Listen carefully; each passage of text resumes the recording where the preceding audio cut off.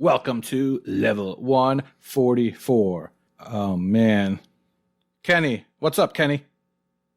Kenny. Hello?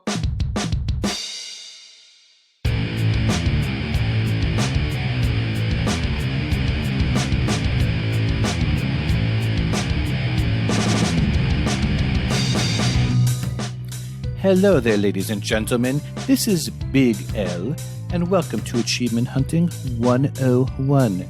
This is level 144. With me, as always, is Nate, aka KooshMoose.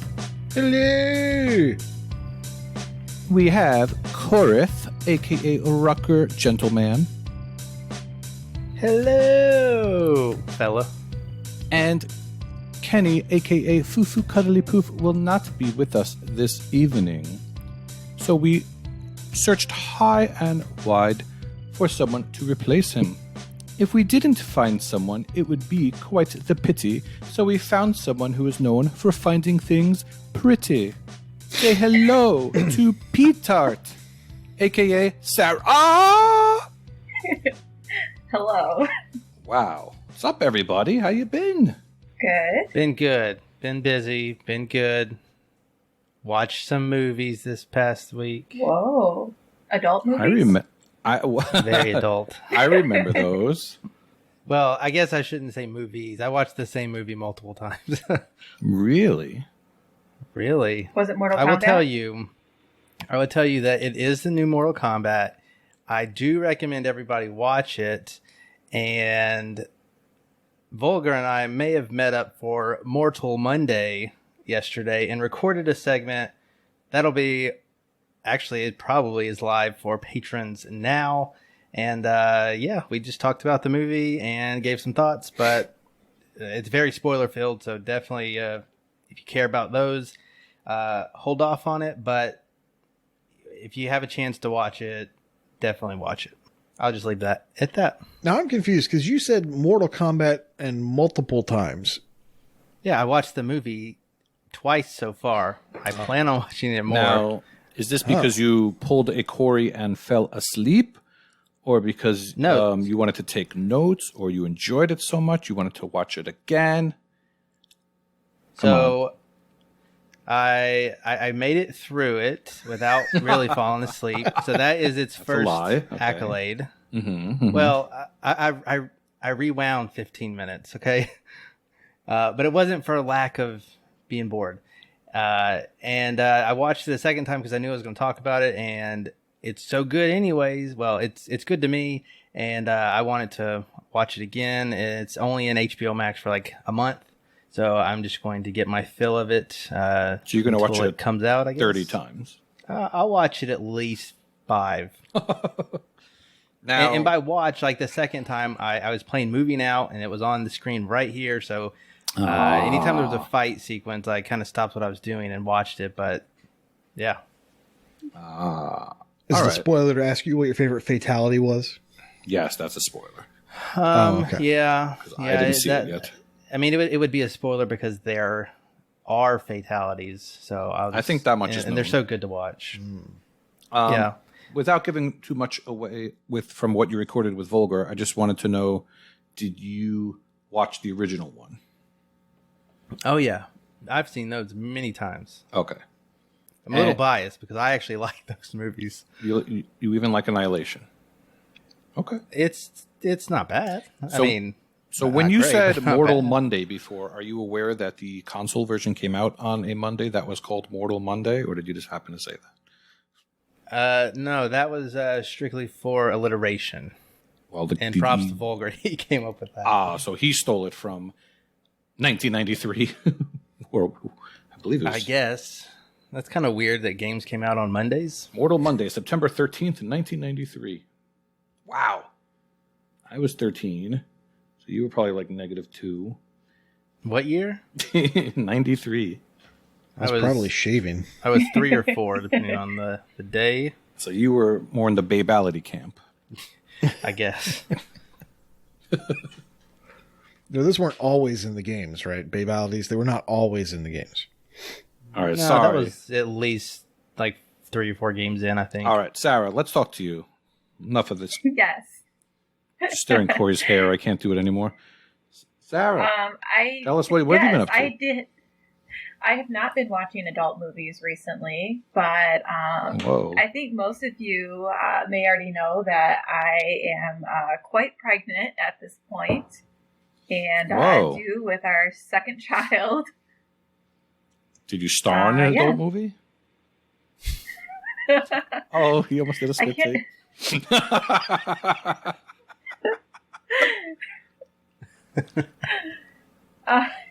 Yeah, I can't disclose my work history on a podcast. Okay, so that's fine.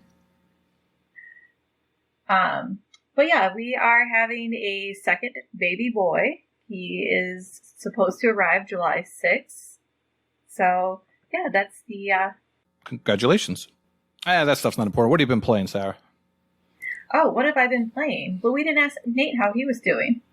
Oh, he's I'm fine. not pregnant. And I've already seen the movie one time, so you're caught up. Okay. So, yeah, games I've been playing. I played this game. It's kind of a little bit more obscure, but Light Fairy Tale Episode 1. I was gifted this from Carpe Adam. I'm not sure if that was a good thing or a bad thing. So I was looking at it because I had the house myself a week ago. And I was like, ooh, this is a role-playing turn-based game. That's like super up my alley. So according to TA, I have played this game for 2 hours and 34 minutes. And I've only had 5 battles so far. So I thought that was quite odd for being a, RPG turn-based game. Also, you should definitely play with a guide because, 90% of the achievements are missable. So learn that after playing for a little bit. But wow, I have to say, it's been pretty bland and vanilla, and I had higher hopes just because it's, role-playing turn-based, but I've been quite let down by this game. Again, lack of battles, and your characters only have one attack. Like, you literally can use an item or attack. And that's all you can do. And super in-depth gameplay. Yeah, exactly. That's why I was really, like I said, I've been a little let down by this one. And then there's random mini games you have to play during it as well. I had to play Knight Rider at one point. And then the point where I quit, I had to play this stealth game that I just hate stealth. It just frustrated me. And I stopped, and I have not picked up the game since then.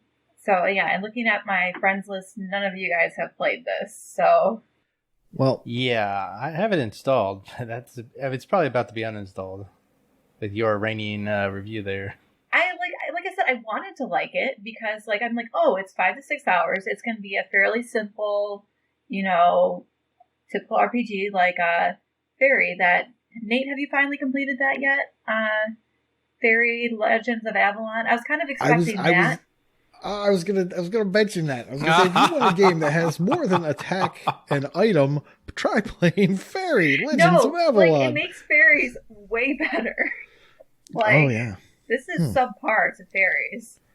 Because they're about the same length, 5 to 6 hours. But fairies was a much more enjoyable experience, and probably a whole lot cheaper. Because I'm guessing you only paid 49 cents for fairies. I mean, on a good day, yeah. So, yeah, from just my experience, I would probably not, unless you want, the TA seems pretty easy. It's a 1.2 overall, 5 to 6 hours, so apparently it's a fairly easy completion, but it is just bland. Super bland. What made you start playing this game? It was a role-playing turn-based game. I love JRPG games. And it was free. Well, because like I said, it was gifted to me. Best kind of game. Yes. So it does beat Nate's 49-cent Fairies game as far as price. But as far as gameplay, yeah, Fairies has much more substance to it. Yeah, and this game doesn't have much of a story either.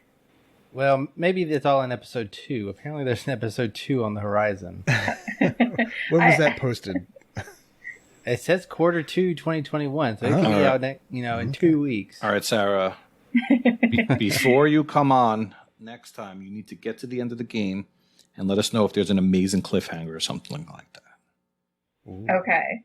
Yeah, as far as I can tell, there's not much going on with the story. I've wandered around this factory. I've acquired a bomb, and I fought some critters in a factory, and that's about it. Oh, and there is a little cliff. You do leave the building once in a while. So, yeah. That is Light Fairy Tale, Episode 1. Pick someone to go next, Sarah. I was working on that, okay? Just roll a dice, and you're one of the 4 co-hosts. We're all co-hosts tonight. Yeah. Elle, you like to talk a lot. And you have three things listed, so why don't you go next? You're not supposed to tell them that I have stuff listed. It all comes from my beautiful noggin. So I got lots of stories to tell. Quick story about... You want to ask me a question? Ask me a question, Sarah. I was going to attempt to segue there. I was going to say, did you hit it out of the park this week? Wow. What sport is that? Hockey. This is where he has to watch videos to get himself psyched to talk about baseball because it's so boring. Okay, this is what I figured. Okay. So I think we lost him. Yeah, I think he froze. So he'll come back and talk about MLB The Show. I heard a little bit about it earlier from another podcast. Apparently, it's not only a baseball game, but it's a sim game. Yeah. Did you know that? Still does not float my boat. You can change the price of hot dogs at the stadium. What? Okay. That now I'm okay. in. Yeah, now that piques my interest. That's what I heard. So it's kind of like a tycoon game. Possibly. Well, I still think the main focus is on sports, but I think you can sim everything. Yes, right? well, not everything. I think you can sim most things. I think you have to go in and do like play of the day, and actually play like a thing, like throw the ball and make it strike the guy. I'm pretty sure that's. It took me 2 years to complete MLB 2K6. Me and baseball games just do not get along. I will try it. I have a feeling that if it leaves Game Pass soon, like it could be one of the 6-month things. I don't think anything has been in there less than 6 months. So I don't know. I'll probably try it here soon. I planned on it for the podcast, but what I'm playing is just so good. Did I hear correctly or read correctly that MLB The Show is actually a fairly easier completion? I've heard that as well. Like people I think were completing it within a day that it was released. Okay.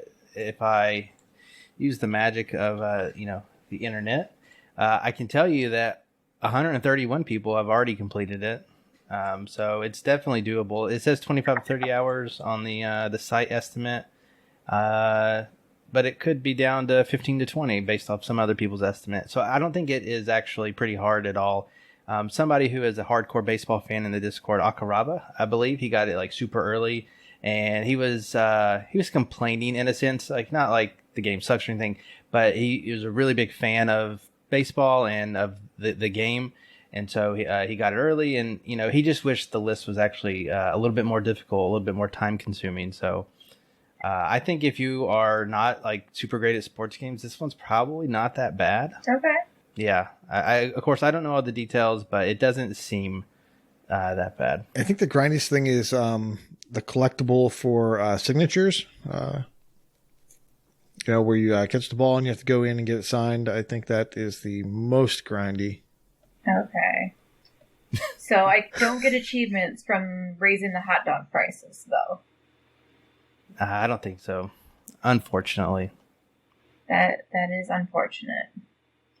But I mean, I do get the whole argument of if you're super into baseball, this is kind of a letdown because, some of my favorite games, you all know that I love Viva Pinata. If that only lasted 25 to 30 hours, I'd be pretty sad. So, I mean, I get that.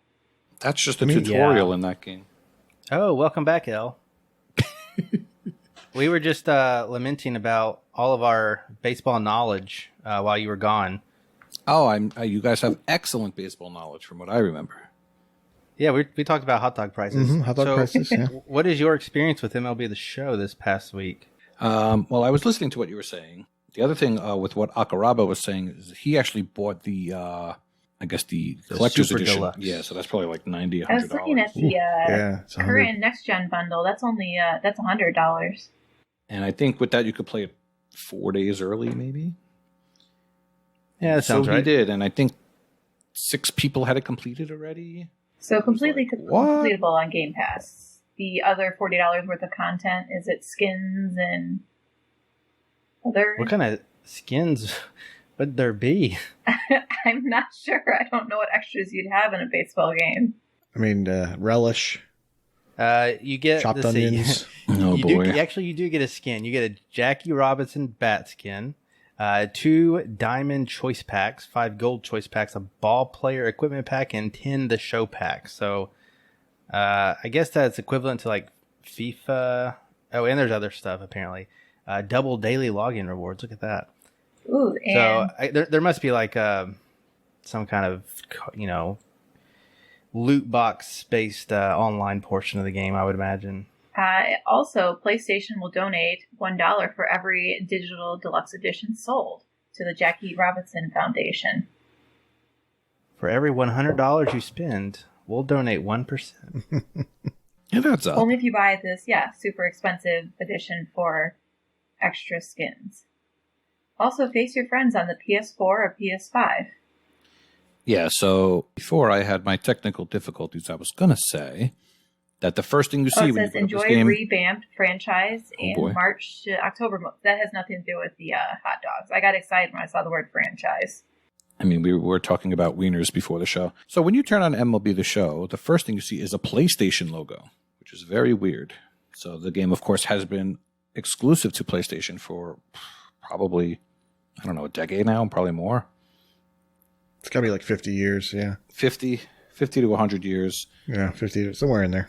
So you're not just bad at Roman numerals, you're bad at regular numbers too. All right, it's all starting to make sense now. So I pretty big baseball fan my whole life. I've always wanted to try this game, but wasn't going to buy a PlayStation for it. Come on now.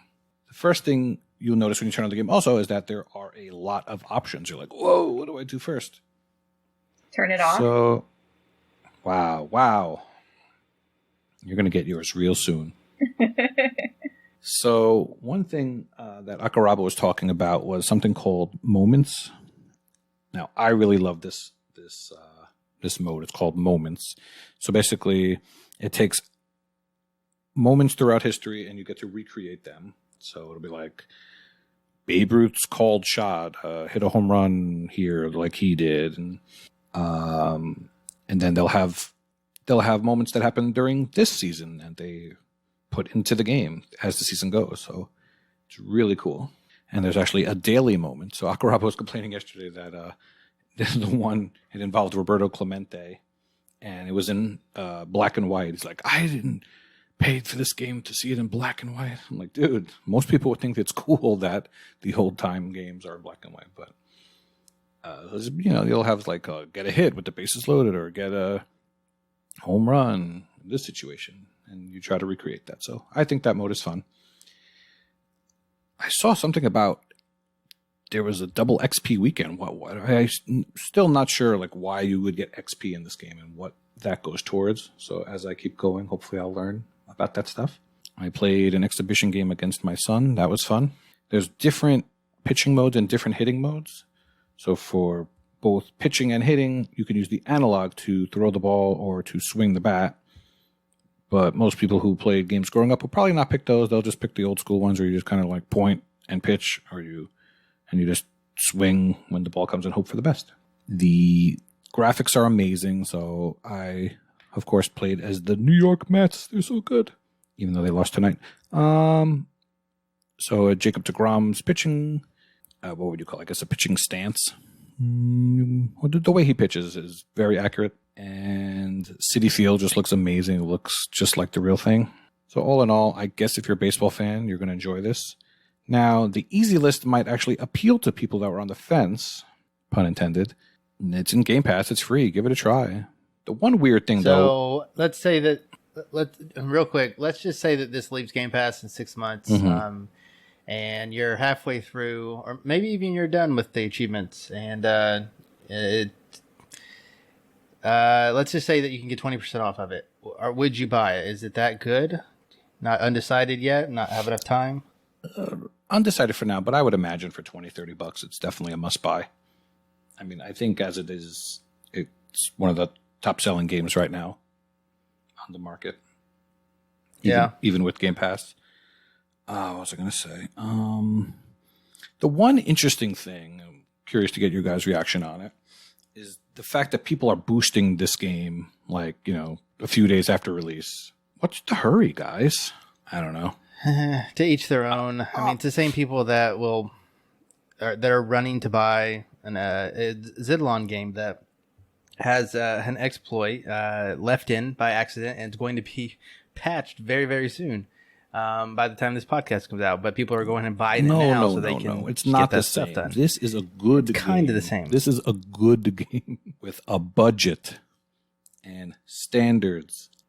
I know to each his own, but it's like people are like, oh, someone messaged me when they saw I started the game on TA. Oh, you want to boost this? I'm like, just started it. What? Stop. Let me enjoy it a little bit. So by boostable mean like you can actually play against other people. Sorry, I have not played a baseball game since MLB 2K6. Okay. Yes, there is online play. I'm actually not familiar with the online achievements. I've only glanced at them. I only have 3 achievements. And I got them without looking, which was fun. So I got one for hitting a 425-foot home run. Got one for seeing 10 or more pitches. So I kept fouling the ball off over and over and over. That's a 2.5 ratio. And then there was one for falling behind in the count 0-2 and working back to a 3-2 count. Stuff like that is fun, but it's also, I guess, easy. There's one for hitting 100 home runs through any combination of modes, but that's where the trouble is, because you could just pick Home Run Derby and do it through there, and that's no fun. So if you're going to play a full 162 game season, you'll get that naturally. So depends, I guess, how fast you want to go with it. I was also looking at, so apparently there is a fancy deluxe version of this game you can buy for $99.99. And for every copy that's sold, PlayStation will donate $1 to the Jackie Robinson Foundation. So just kind of another tie to the PlayStation thing you had mentioned when it loads. So, and pretty much everything else in this fancy version also refers to the PS4, PS5. Yes, and also there's cross-play. You could play against someone with the PS4 or PS5. Or I don't know, maybe the Series X matches with PS5 and regular Xbox matches with PS4. Oh, by the way, there are 2 versions of the game. There's the Xbox One version and the Series X version. But it is not a stack achievement list. They share a list. It was a pretty hefty... I also heard they're not cross-progression. Is that... I don't know if that's true or not. I haven't tested that. Yeah. I downloaded it might just be that it's not cross-progression across the PlayStation to Xbox. Yeah, it's not listed as Play Anywhere, so... Yeah, it was pretty hefty. It was like 72 gigs. So... Actually, something interesting happened. A lot of times, I think I had my external as my default hard drive, and I downloaded it to the external first, or I tried to, and it said, and it wouldn't let me. It said you have to download that to your internal. I'd never seen that message before for any Xbox Series X games. I was going to give you guys some baseball trivia, but given what we have here, I'm not going to do that. I do have questions about the hot dogs. Okay, go ahead. Is it true you can actually change the hot dog prices? That I don't know. I wouldn't be surprised if there used to be games just dedicated to all that stuff back in the day. Right? Hot dog stand. Lemonade stands. Yeah. But I heard a rumor that you can pretty much have a simulation game with the hot dogs in concessions. I just didn't know if you had tinkered with that yet. No, I have not touched any wieners while I'm playing MLB. the show 21. But instead of baseball trivia, I'm going to do one better. Another thing I like about this game is that it's very casual in nature. So what you can do is throw on Spotify and you can listen to music or podcasts in the background. So I randomly... Or watch a movie. No. When you watch a movie, you focus on the movie, Corey. Not background and not just looking at fights. I'm sure Agree to disagree. I'm sure that movie has a wonderful story and you missed out on fantastic story elements. But anyway, that was the second time I watched it. I was listening to, randomly, the best of rock music from 2001. So I want you guys to think of what songs, or just name the artists, might have popped up on there. Don't look it up, Corey. So how old were you guys in 2001? I was in high school. All right, so you should get this. Is Creed on the list? Drowning Pool. Bodies by Drowning Pool was one of them, yes. Very good. Arms Wide Open. No, wait, that was late 90s, wasn't it? Was Creed even considered rock? I'm looking at Creed. Yes, Creed is on here. My Sacrifice. Okay. My bad. You're missing one, an obvious one or two. Who's the most hated band besides Creed? Nickelback. Nickelback. Yes. Nickelback. How you remind me. Come on. Ugh. Yeah, there was some Weezer, some Jimmy Eat World, some POD. 9 Doors Down. Feel so alive. Ugh. Wow, this takes me back to my 2-hour-long bus ride, because that was pretty much all the songs you list or artists you listed is all I got to listen to on my 2-hour bus ride. Alien Ant Farm, remember them? Five for Fighting. Sum 41. Good stuff. Loved Sum 41 back in the day. It's the 20th anniversary of Fat Lip being released. I feel very old. It's like morbidly obese lip. Corey! Hello. I'm here. Talk to us, my friend. Yeah, I didn't have a lot of variety over the past... Well, I guess actually I could have gone back 2 weeks since I wasn't here last week. I did a lot of crab cleanup last week. It's getting close to the end of the month, so I need to get my 15, get my badge, and get out. I did happen to get up to 14, and my 15th one will be in The Messenger, which is a game that I wanted to focus on as soon as I could this month. I obviously had to focus on Gato Roboto in the first half because it was leaving Game Pass, and then Moving Out came. So I did play Moving Out, both Windows 10 and the console version, so I got both of those DLCs come out and cleaned up. Now, if they will never release a DLC again, that is fine with me. They had their year, and they decided to do it right at the very end, because I'm not buying that game. And no matter how good it is, and it's probably worth the $25 that it cost, I definitely don't want to pay that twice. So if anything comes out, it's going to be kind of left in the dust. So yeah, anyways, I'm back on The Messenger. I'm well into the second half of the game. I'm getting pretty close to the end, and then I'll do the DLC. Unfortunately, there's a missable achievement that I'm going to have to play through the first half of the game again, but that's okay.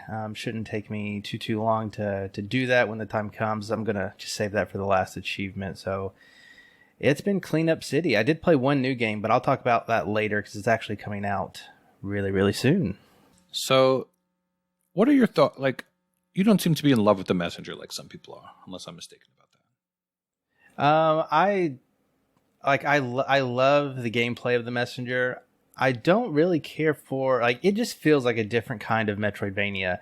And it's probably the puzzly aspect. They give you hints and stuff on what to do and where to go that you have to decipher or pay for the game to decipher for you.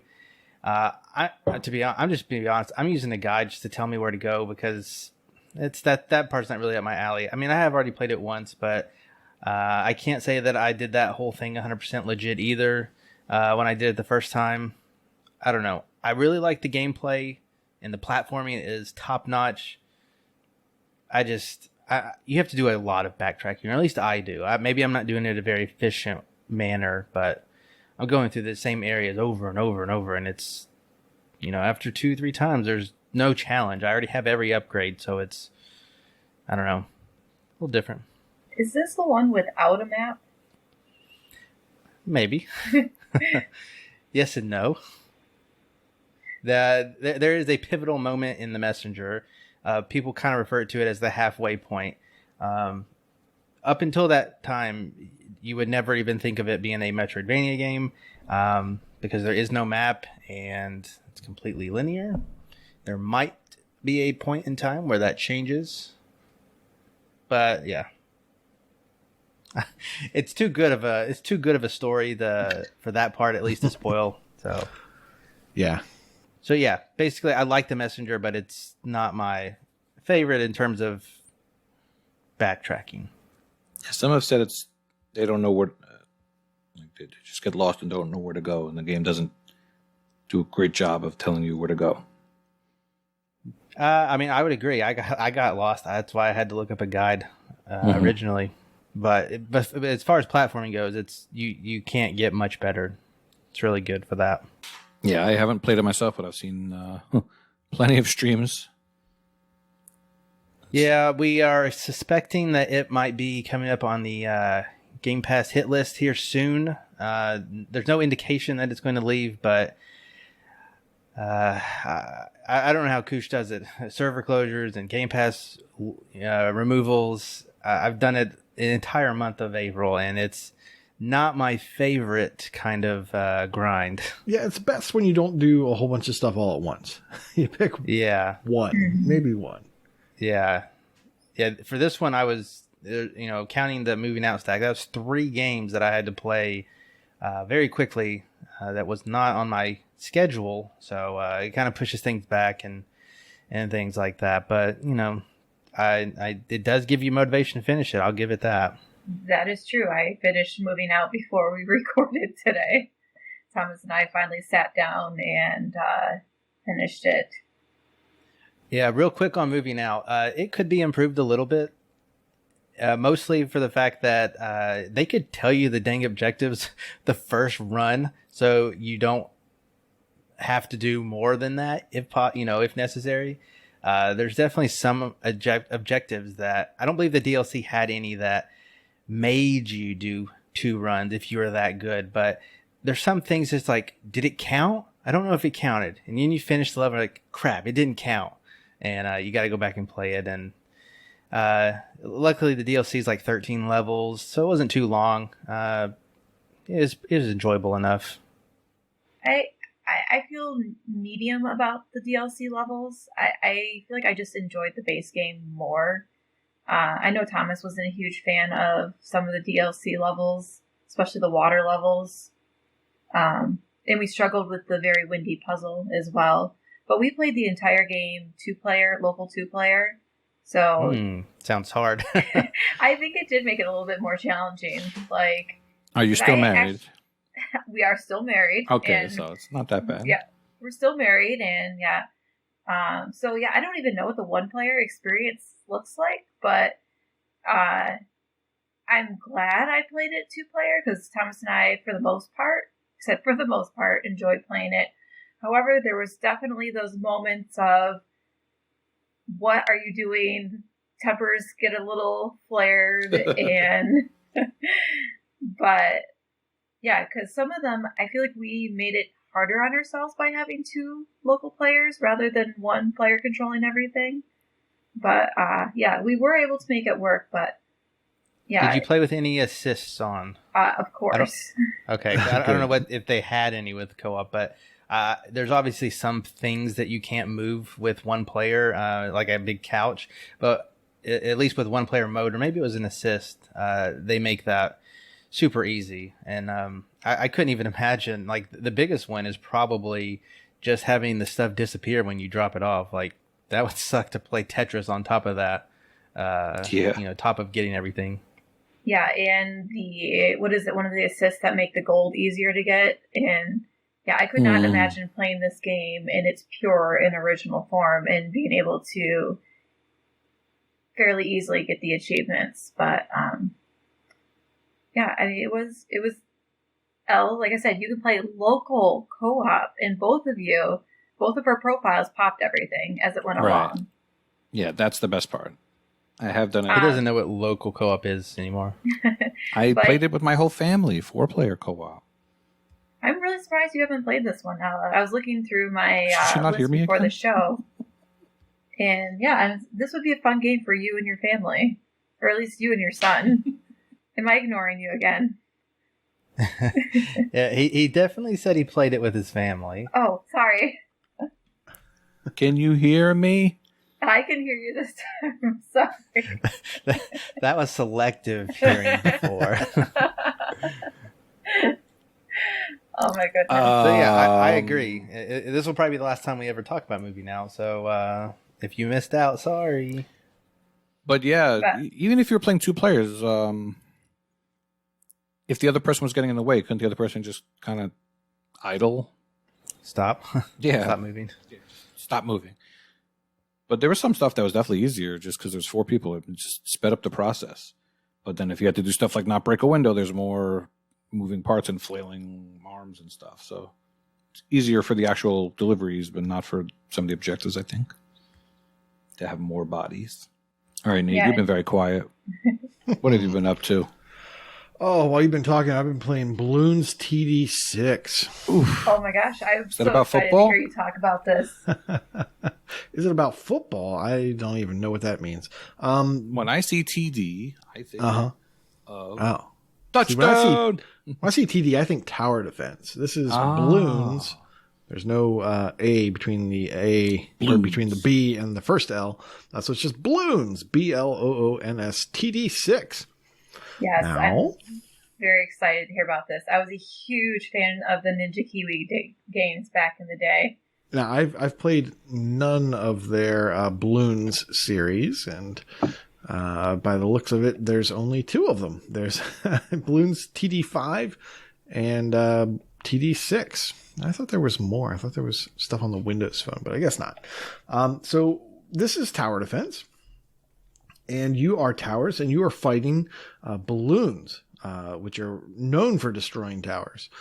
Just their destructive potential is super high. So it's very important that you have towers made out of monkeys. The way this works is you get all kinds of different monkeys, and you can set them down along this winding path. You know exactly where the balloons are going to go because it sort of shows you with some arrows. And you put down your monkeys, and your monkeys are basically just supposed to destroy all these balloons. Now, some balloons are tougher than others, and some balloons are made out of lead, and some balloons are made out of ceramic material, and some balloons are blimps, and they house other balloons and things like that. So all these different balloons have different properties. Some of the balloons are camouflaged, and you can't apparently shoot them unless you have a special skill. So there's all kinds of different monkeys. There's all kinds of different themes of monkeys as well. So there's like general monkeys, which are like, your monkey with a dart, your monkey with a boomerang, your monkey with ice freezing powers, obviously. And then you have like a rocket launcher, or a cannon, as they call it. So you have all these different guys. You also have hero monkeys. Now, hero monkeys, you just slap down, and they're going to have special abilities that you can trigger during the match, and they will upgrade. Every monkey gets experience by killing balloons. So you want to level up your monkeys. As you do that, and this is going to keep, or it's going to stay with the monkeys throughout the life of the game. So if you get a monkey and you get a lot of XP, you can unlock all 3 branches of their abilities. And those abilities will then be persistent. So the next time you pick this up in a week or whatever, and you start to play it, you're going to have all 3 branches completely leveled up. Now, when you're playing the level, however, they start out as base. And you have to get money, and with that money, you can then upgrade each monkey.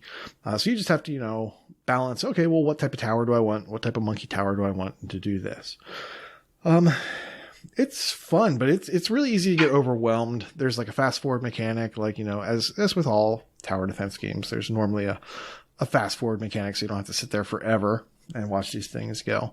Now, the nice thing about this, the reason I bought this, number 1, it's not that expensive. Number 2, I'm trying to Okay, get Fufu. tower defense in Maryland. Number 3, you can earn achievements playing on your phone. Whoa, Koosh. This Oh. says it's only available for Windows. Yes. That's what I was going to ask you about. It's a Win 10 title.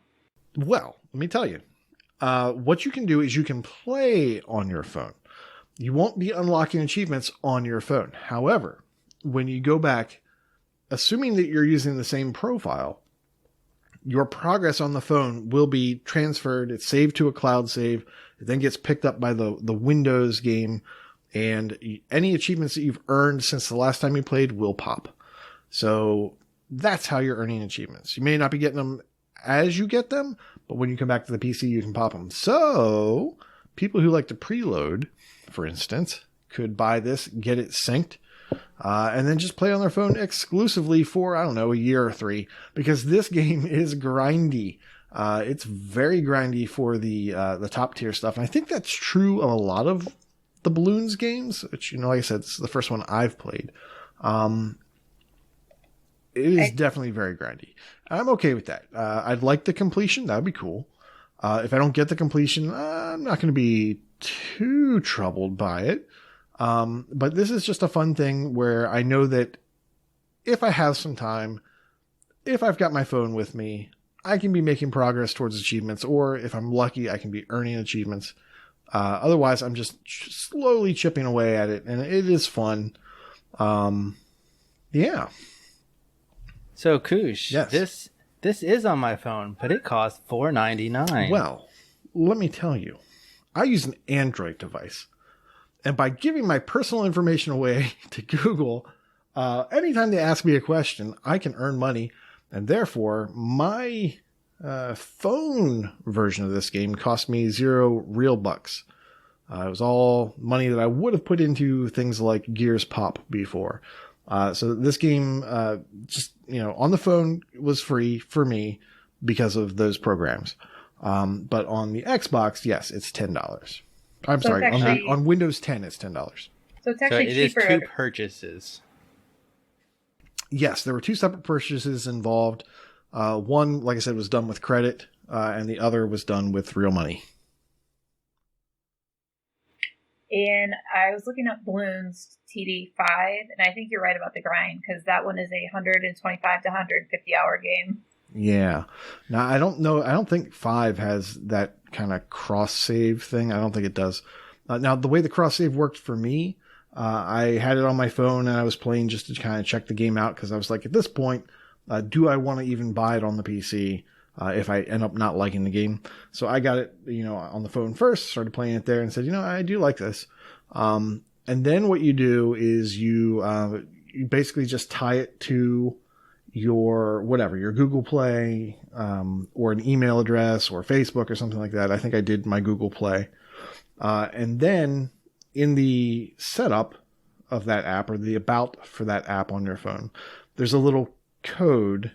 And you can then, when you install the Windows 10 version, you can go to the continue or whatever. You can say, oh, I've already got a game started. And inside of its options there, you just paste in that code. It's like an 8-digit code or whatever. 8-character code, and then it syncs your 2 profiles. And it'll ask you every time you play, it'll say, do you want to use this old crusty profile, or do you want to use this newer one that's from the cloud that was recent, it's like 45 minutes old. So that sort of thing. So you can always pick which one you're going to load, so you shouldn't have any issues with it doing something that you didn't want it to. You just make sure you always pick the newest profile. But yeah. Balloons TD6 kind of sort of earn achievements on your phone. So toilet balloons. Yes. Nobody has the completion yet, but I was just looking at the achievements, and it looks like you need to do a daily thingy 365 days. So that's why. Oh yeah. Yeah. So you have to play, you have to complete a daily every day. You have to open, number one, you have to open the chest once, or 365 times. So that's going to take you a whole year to do. Yep. Then you have to complete challenges once a day. 365 of those, I believe. So it's Just 100. Yeah. So it's just one of those days where you can only do a certain amount per day.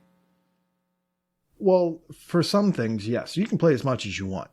But in terms of making progress towards the achievements, there are challenges that are daily. So you'll have a challenge. That's the only thing. Okay. Yeah, and there are challenges I think that are weekly as well. So those things will kind of time gate you as well. Now you can play them as many times as you want. If you don't succeed, no problem. Just try it again. If you do succeed, that's cool. You can do it again, and you can make progress on your XP for your towers, your monkeys, and your kills and all that stuff. All that stuff can keep going up, but you're not going to get credit for beating that thing again, I don't think. So you're telling me that the 4 people who have unlocked 100 daily challenges have won that in the past 20 days since it's been out? A little fishy. Definitely. I'm going to assume there's some clock and calendar manipulation there, but I don't know. So I guess because I actually didn't think about the free Google money, because I do partake in that as well. Can I like buy Balloons TD for my phone and just play it now and then wait for a sale on the Win 10 version? You absolutely could, yeah. Unless they take away that cross cloud save. Yeah, I guess that is the risk there. I don't know why they would. I mean, I'm sure. I doubt they would ever take that away. If they put it in there and it's working, I don't see them taking that away unless they're taking the service offline or something. And it's just a local game at that point. But I think it's pretty safe to say, yeah, just get the game on your phone, play it there. Yeah. And then eventually... Right. I do see the game was released in June of 2018 for the phone, so maybe those are legitimate. People just played it a lot. That's possible. Mm-hmm. So... Yeah, let's see, the worst thing about that 365 chest achievement, it's worth 5 gamer score. Yeah, no, I'm not saying you're going to get a ton of gamer score right away on this game. I'm going to say this is a thing that you can do while you're in a long line, and you can just be like, yeah, I'm kind of making progress towards an achievement. Sure. Let me put it this way, Sarah. What chests are you opening every day now? Gears Pop's down, man. Yeah, it's gone. I know. I can't post chest picks anymore. I don't know what to do at work all day. I mean, it's been pretty hard. I can't visit the Discord channel anymore. I know. Doesn't it? Well, you can't. Actually, I need to take care of that. Yeah, isn't it Forza Street Gang now or something? Maybe. But, yeah, Nate, this seems up your alley. The game has 100 achievements. I know you like high-numbered achievement games. Yeah, I do. It's fun. Oh, that's why there's a lot of 5G ones. Mm-hmm. When I looked at the title of this Balloons TD6, I just thought it was some weird title. I didn't think it was actually the 6th iteration of this game. Yeah, apparently it's a thing. It is. I played the crap out of 2 and 3 in high school. They kept me Really? very entertained. Yeah, I told you. I was a big fan of these Ninja Kiwi games back in the day. So speaking of Gears Pop, I'm actually pretty bummed out about it. Especially the way they went about the closing of it. There was a tweet that came out saying, "Oh, the game's not closed," and it was like 2 p.m. That's just random. You figured it would have been sad because they actually made it fun? Yeah. And also, you can't even like get into the game to see your stats or anything. You know, fool around, do anything. It's just gone. Now I guess it would have been work, but it would have been cool to have, offline AI battles. You could have grinded power that way at least. Absolutely. I guess you didn't bother doing this, Corey, but I set up the tiny task for 2 or 3 days to get my power achievement. And it seemed impossible. No, it wasn't impossible. I went from 30% to getting it in 3 days, I think. Oh, you did pop it? I did pop it on the night before, to the 25th. And basically you just got a bunch of 2 and 3 powered things and just kept going up and up and up and up and up.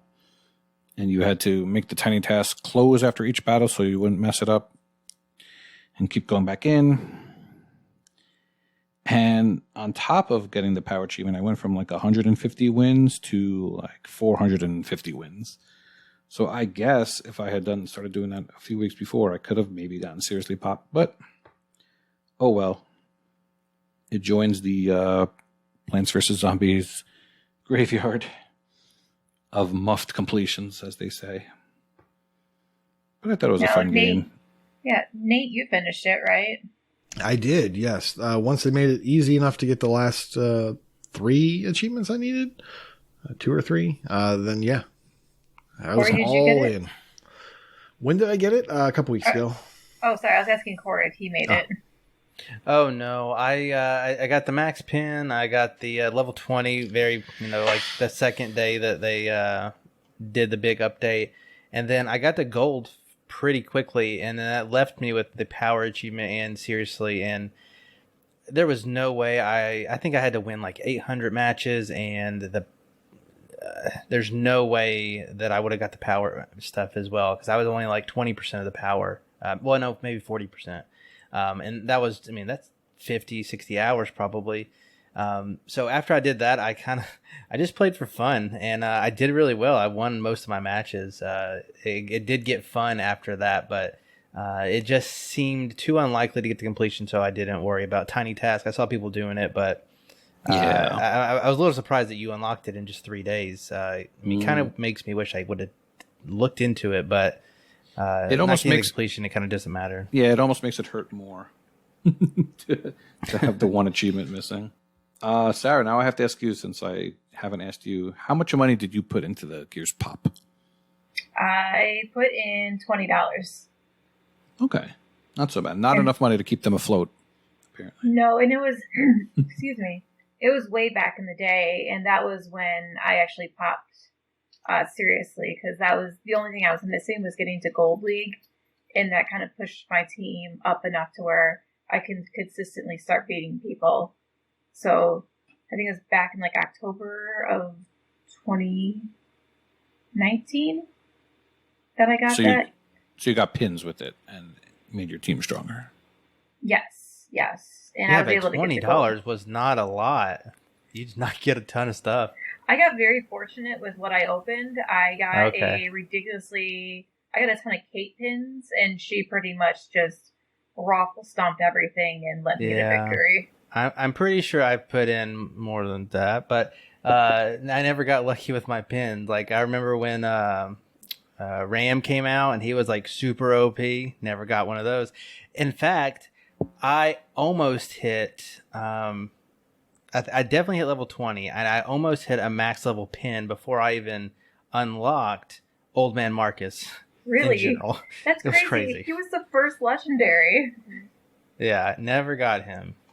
Yeah, and I should probably explain, I did use Google Bucks, my free Google Bucks, but that was much later. That was just to get more pins and that kind of thing when I was slowly grinding, before they made all the changes for the max pin, making it ungodly easy this past month. But yeah, if I had cheap little 99-cent or, $2.99 chests, I would use my Google Play Bucks to get some of those. But yeah, that's cool. Actual money was just $20 way back in the day. Aww. I think our very own Waka is going to have a eulogy on this episode, so I think he's going to give some stats and some other things. So thank you, Gears Pop, for all the memories. Yeah, apparently he played it much more efficiently than a lot of us, because some of us were sharing how many hours TA tracked us, and Waka had like half the time of the rest of us. Yeah, he wound up, once he completed it, he gave the game 0.5 on TA. But how? a lot of people. But how did he know how much time he spent? I don't know how, Nate. I don't know. I was asking. We should probably get him in the call. Let's call him up. Probably asleep right now. TA added, I should say Microsoft added or fixed a feature where they used to track how much time you spent in a game. Now, that was something that used to exist on the UI of the console, and that it was picked up then by TA, and you could sometimes in some games you could see things like that. You could track weird stats like things that you busted in the head, and how much time you spent on the game, and how many times you died. So fun little things like that would allow you to track and compare with your friends. Well, Microsoft has somehow fixed that and recovered, in a lot of cases, your total played time for games. Since it exists there, Rich and his wizards were able to pull that data, and now it's a part of TA, and you can check in your collection. There's a new checkbox for time played, and if you add that, you can now see how long you've played these games you can totally tell that I beat Gears Pop in 700 hours and 24 minutes. Whoa. You're just as efficient as Waka. Yeah, I have about 1,000 more hours than you. Oh, my. What? Yeah, for me, I'm at about 150. I don't think I've seen below 700, so you're one of the lowest I've ever seen with the completion. So there was no way I was grinding that out at the end. There was definitely a lot of. I would say there was definitely a lot of times where my phone was on playing it, but I wasn't necessarily actually playing. Well, that's true. Mine says 168 hours. The numbers may not be right, but I mean, you like didn't 3 days play straight a at whole the lot. end. Yeah, you didn't play a whole lot. So no, getting to gold was easy once I redeemed all those crystals that I fortunately had. Adam had like 70 something real life days worth of playtime. Nuts. And he almost had every pin maxed. He just kept playing. Just by playing. So that was before? He just kept playing. Okay. No, after the fact, but right. In other words, he just kept playing after the completion. He just kept playing. Sure. We're never going to let this game go. I'd say I did play after the completion as well, but it was mostly hoarding with my husband. Is that how it happened? Yes. Ah, okay. Yes, that's how I became 31 weeks pregnant in the last 2 weeks. By hoarding. That's efficient. Any other interesting numbers from your guys' collections?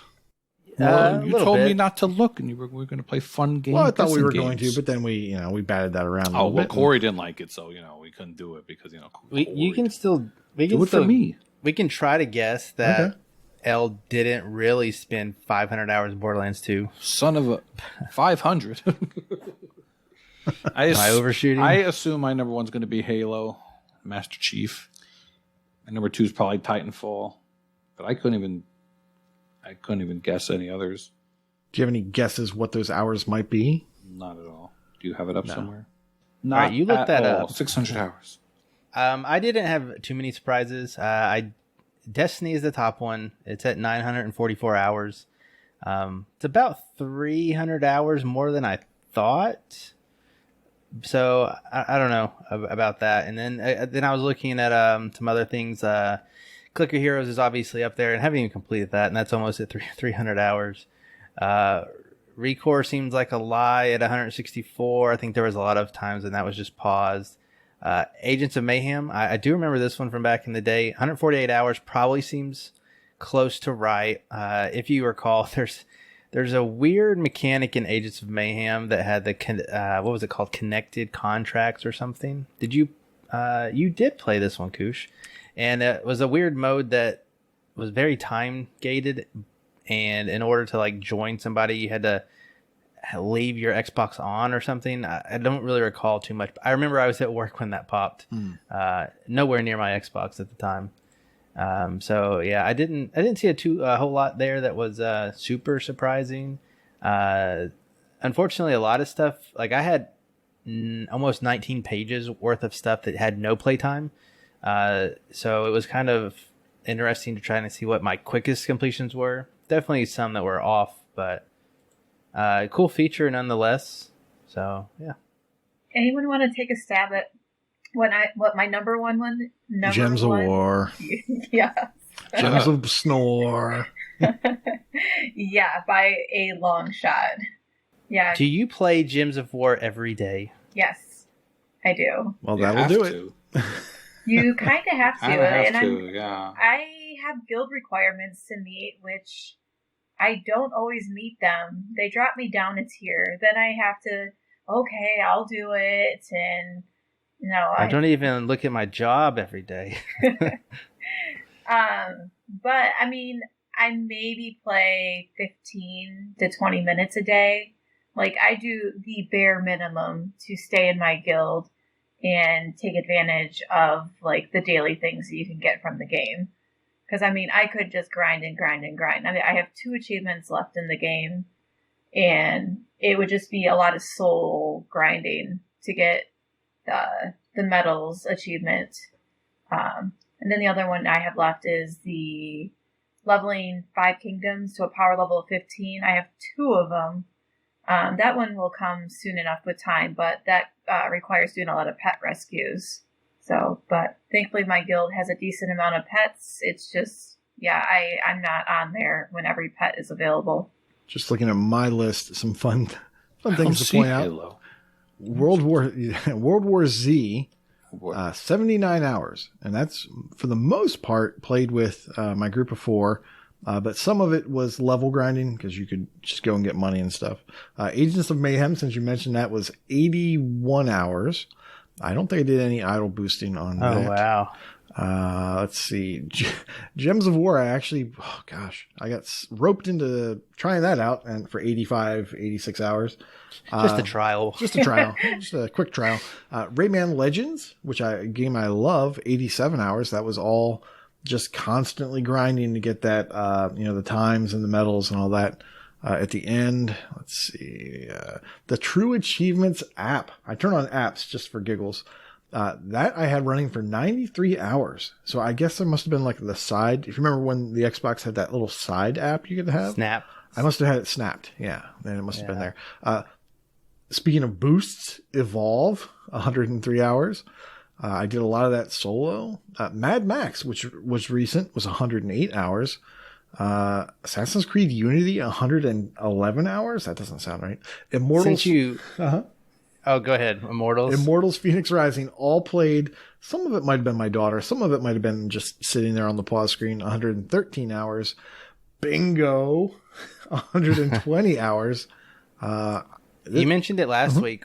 Do you see Plants vs. Zombies Garden Warfare up there? I do not. It's not up there. Okay. I have 59 hours in that one 59. For the completion. I don't know where. Yeah. Well, mine must be way lower than that. Okay. The good stuff now. Titanfall, 231 hours. A lot of that is, bot boosting for people, I think. Battleborn, 307. Star Balls, I hate that game. I want to convert all this into electric company costs. I think that would be interesting. 582 hours for Star Balls. Gross. Yeah. Oh, you passed me. I'm at 515. Yeah, well, I lost some time when like the console reset or something like that. So I lost a good couple of days. That makes sense, yeah. Yeah. Because there is a stat that actual game tracks, and it is time spent. And I'm number 3 on that leaderboard for the entire site. Awesome. Yeah.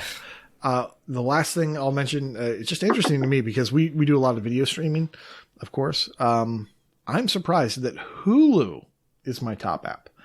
Oh, gross. Must be because some of the kids programming or something like that, or just some things that just weren't available elsewhere. 1,521 hours, beating out Netflix at 1,382 hours. Yeah, it's weird. I have Netflix and Twitch in my top 10. Wow. And but it's been a long time since I've actually used either of those. I don't even have my console hooked up to the TV anymore, where we would watch that together. So crazy. Yeah, Hulu's also up there on mine, but I only have 340 hours, and it's my number 4. Do you have all the achievements? Because I do not have all the Netflix achievements. I completed Hulu. Yeah. I did not complete Hulu. I'm 3 shy on Netflix. Oh man, look at this. Rate 250 titles. Can you even rate stuff on Netflix anymore? You can't. I tried. I'd say, aren't all those app achievements discontinued anyway? Yeah, they have been for a long time. Yeah, I remember when you could rate on Netflix and it would like give you recommendations, and I don't even think that's a thing anymore. So what is sad is my number 3 game I can't complete, and I have 450 hours into it, and that is Magic Duels. Aw. Yeah. Hey, what's wrong with that? Discontinued? Yeah. That's long. They screwed that game up so bad. I also had my progress reset when I was 10 ranked matches and 10 solo matches away from getting the 500 each, respectively. Yeah, like I said, they screwed that game up. I want to know. Mm-hmm. Yeah, those are the only 2 I'm missing, are those that I got absolutely royally screwed out of. I'm looking at Super Bomberman R. I'm at 221 hours. I want to know how long it took Elroy to pop those stupid bombs and bricks achievements. Oh, well, we have that ability. Do we have that ability? Let's figure that out. Elle, anything from your list? Now that are you looking at it now? My list comes from having kids, I guess. My number one is Minecraft. With 919 hours. So that's a lot. Is Roblox number 2? Roblox is 407 hours. You're Happy on the right Wars track. or Dungeons? No. No. Netflix is number 2. And Microsoft Solitaire Collection UWP is number 3. I think my wife still plays it past the completion. She still plays it every day, I think. Terraria. Roblox. Oh, and then Titanfall's 262 and Rocket League is 259. And WWE. Rocket League. WWE Network. Yeah. I expected to hear Rocket League for a lot of people. Because, it did track time, but the way that TA does it, it stops after you get all the achievements. So really, yeah, because it won't just update those stats anymore. So I'm actually pretty curious. Halo's what my Rocket League time is. Okay, doesn't show up on the list though. Now, I don't think all the numbers have settled based on that article that TA posted. And they mentioned something about, you can click this big button. And I'm like, I have no idea where this big button you're talking about is. As with everything on TA, I'm like, I don't know how to get there. I don't know where this button is. So I'm guessing if you just wait long enough, things will shake out. Yeah, okay. I'm going to guess my Rocket League time is messed up. It's 83 hours. Yeah. I'm pretty sure it's been that way for a while. I did find Elroy's Super Bomberman R was 1,311 hours. Yeah, that's disgusting. In a row? Actually, it was in a row. And most of it, yeah. And also, just I guess to brag on him a little bit more, he did Gears Pop, according to this, in 519 hours. That's impressive. If you started late enough, yeah. But I don't think he was that late of a starter. He was I think he was like a day oneer. He doesn't care about completion, so. Huh. Yeah. What is his top Yeah, game, just out of curiosity? Bomberman. Okay. Yeah, followed by Gears Pop. Wow. Yeah, Gears He Pop gets in and gets out. Yeah, my Gears Pop is number 2. And similar with you, Corey, Clicker Heroes is up there, and with L, Solitaire is up there as well. But yeah, interesting. I feel like I've got to have some games that are missing off this list, but I guess we'll see as the dust settles. Yeah, in the Discord channels, they were mentioning like different settings that would trigger it, like DLC. Your DLC settings would do it, and your completions if you hadn't. I mean, that one's pretty obvious, but all kinds of settings. And like they said, they're going to keep scanning, and as they have more time to scan everything, the numbers should settle down. If you like Diva Pinata. I have a new parody coming up. All right. Well, that was cool. Cool little feature. People have been letting us know. Let us know what your most time wasted is. Completed and not completed. It would be cool to see people's stats. So yeah, are we on to the news, gentle people? I mean, That was the news. That was the news. I meant sales. That was reading's hard. That was the worst segue I've ever heard. Yeah, it was. I'm disappointed. Like the worst. I'm sorry, could you repeat that, Corey? Okay, sorry. Hey, cha-ching. Yo, did you hear that? That is our sale segment starting. I have nothing for this sale. Last week was just too good. They could not follow it up for me. But I know Nate has some things open. Yeah. Oh, come on, Corey. Smart Moves Win 10 is 10% off. Come on. Which was a mistake. It should have been 10% off at launch. It should have been only Avalon came in and 10 cents. Yes. Yeah. So, yeah. Anyway, go ahead. Yes. So my sales, there's a couple new things, a couple old things. New, at least new to me, Infinite Beyond the Mind, $5 down from 10. This is a platformer. It looks interesting. I like the art style. The achievements are for various endings. There's a co-op achievement, so you might like that, El. There's timed things you have to do, and then there's limits on kills, beating the game with under so many kills and over so many kills. For people that like to play games that don't have a whole lot of starts, there are only 15 starts on TA and 1 completion. So this might interest a certain subset of player. Then there's Tawaga Among Shadows, $10 down from 15. So not a huge sale, but This is a shmup, and it looks really good. I really like the art style. It's kind of Asteroids-ish, where you're planted in the middle of the screen or a section of the screen, because it does kind of rotate around. And then you're using, I believe, the right stick to steer where your bullets are going, and you're taking out all sorts of crazy stuff. But then there are boss fights, which is pretty cool. And every now and then you get to eject from where you're standing and kind of fly around the screen, and then it becomes a true twin stick. So very interesting looking.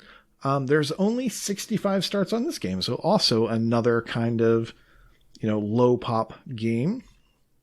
And the achievements will be for doing all kinds of crazy things. A good mix of do all the modes, so like survival and campaign and all that stuff. Upgrading all the things, so upgrading all your weapons and stuff like that. And some kind of situational combat things, like you're using this power against 5 things in one shot. So looks to be fun. Shady Part of Me, $10 down from 15. This is a platformer. It looks like it's similar to Contrast, if you remember that game, but instead of being like a 3D kind of open worldy type game, this looks more like a left to right puzzler. It's marked down as 4 to 5 hours. It looks like a mix of progression, collection, random type stuff. So those are always fun. And a platinum achievement that actually works. This is crazy, because there are completions. In terms of old games, I'm just briefly going to mention really quickly that we've mentioned before. American Fugitive is $5 down from 20. It's a GTA 2-ish. There's a walkthrough. And Stella, $7.99 down from 20, which is Limbo-esque. It's got a lot of gamer score. It's got 1,405, the typical 1,405 gamer score, due to 2 title updates. There's no TA walkthrough, but they do exist. All right. I have a few in the awesome genre of visual novel. These read alike. I'm sorry, that sounds like an oxymoron. Oh, go ahead. Well, if you are one that buys every read alike game, you probably already have these. But Nicole, which is usually ridiculous, like $19, is 50% off, so it's $9.49. And Roommates is $9.99. This is the sale price? Okay. And our old friend Sometimes You has one as well called My Aunt is a Witch. That actually sounds pretty fun. That is $6. And it's a 1 to 2 hour completion. I saw a bundle that looked pretty interesting called the Joybits All-in-One Mega Bundle, which has 2 Doodle God games and Varenhe. So the 3 games are $11.99 for all 3. And usually the Doodle God games are $15 each, and Varenhe is $10, so that's a pretty good deal. So that's what I got. Sarah, what about yous? Is Varenhe anything like the Doodle Gods, or is that a completely different type of game? I don't think It's completely different. Okay. Yeah, it's a point and click that's 3 to 4 hours, but okay. Same peeps, I guess. Joybits. But yeah, keeping with visual novels, my only recommendation, it's I've actually played it, is Knee Deep. It is a visual novel as well. I believe it's 6 to 8 hours. It is $4.49 down from $14.99. Thomas and I kind of simul-played this a few years ago, and it was just, it's a little bit different as a visual novel. It's, yes, you are making dialogue choices, but it's presented as a stage play, which I thought was really interesting. A lot of like Bayou flavor to it. But yeah, I remember I played this a couple of years ago, but I remember it being pretty funny and enjoying it. But so yeah, for $4.49 when it's normally $15, fairly easy 6 hour completion if you're into that, which I know a lot of people are not into visual novels, but I enjoyed the game, and that is what I have. So you do the whole X thing and read the visual novels? No, I don't go that thoroughly into it. No, I Imposter. Only a Hero in a Garden is worth reading. No, it's not. It's terrible. All right. Well, this is Fufu's favorite sales for the price of free. L, tell us about the games with gold. Oh, thank you, co-host. That was an excellent job. That was a gold guy. All right. At the time of recording, you're going to have a couple more days to pick up Vikings, Wolves of Midgard for the Xbox One, and Hardcore Uprising, the Contra game for the 360, the backwards compatible. Those go away on April 30th, so grab those now while you can. In May, we are treated to a bunch of strategery games. Armello, starting May 1st, you can grab Armello, which is a board game type game, a board game game. So it's like a tactical card play, rich tabletop strategy and RPG elements. So that sounds kind of cool in a way. It sounds cool. Dungeons 3. It has a lot of positive reviews on Steam. And I've also seen good things about it. Doesn't look like up my alley, but quality title nonetheless. I am excited. I might actually finally play one of my games with gold. Wow. All right, we got Dungeons 3, which is just quite the generic title. If anyone's played that and has any idea how this is, let us know. So you actually like make a dungeon. I don't. It's not like tower defense, but it's that I could tell.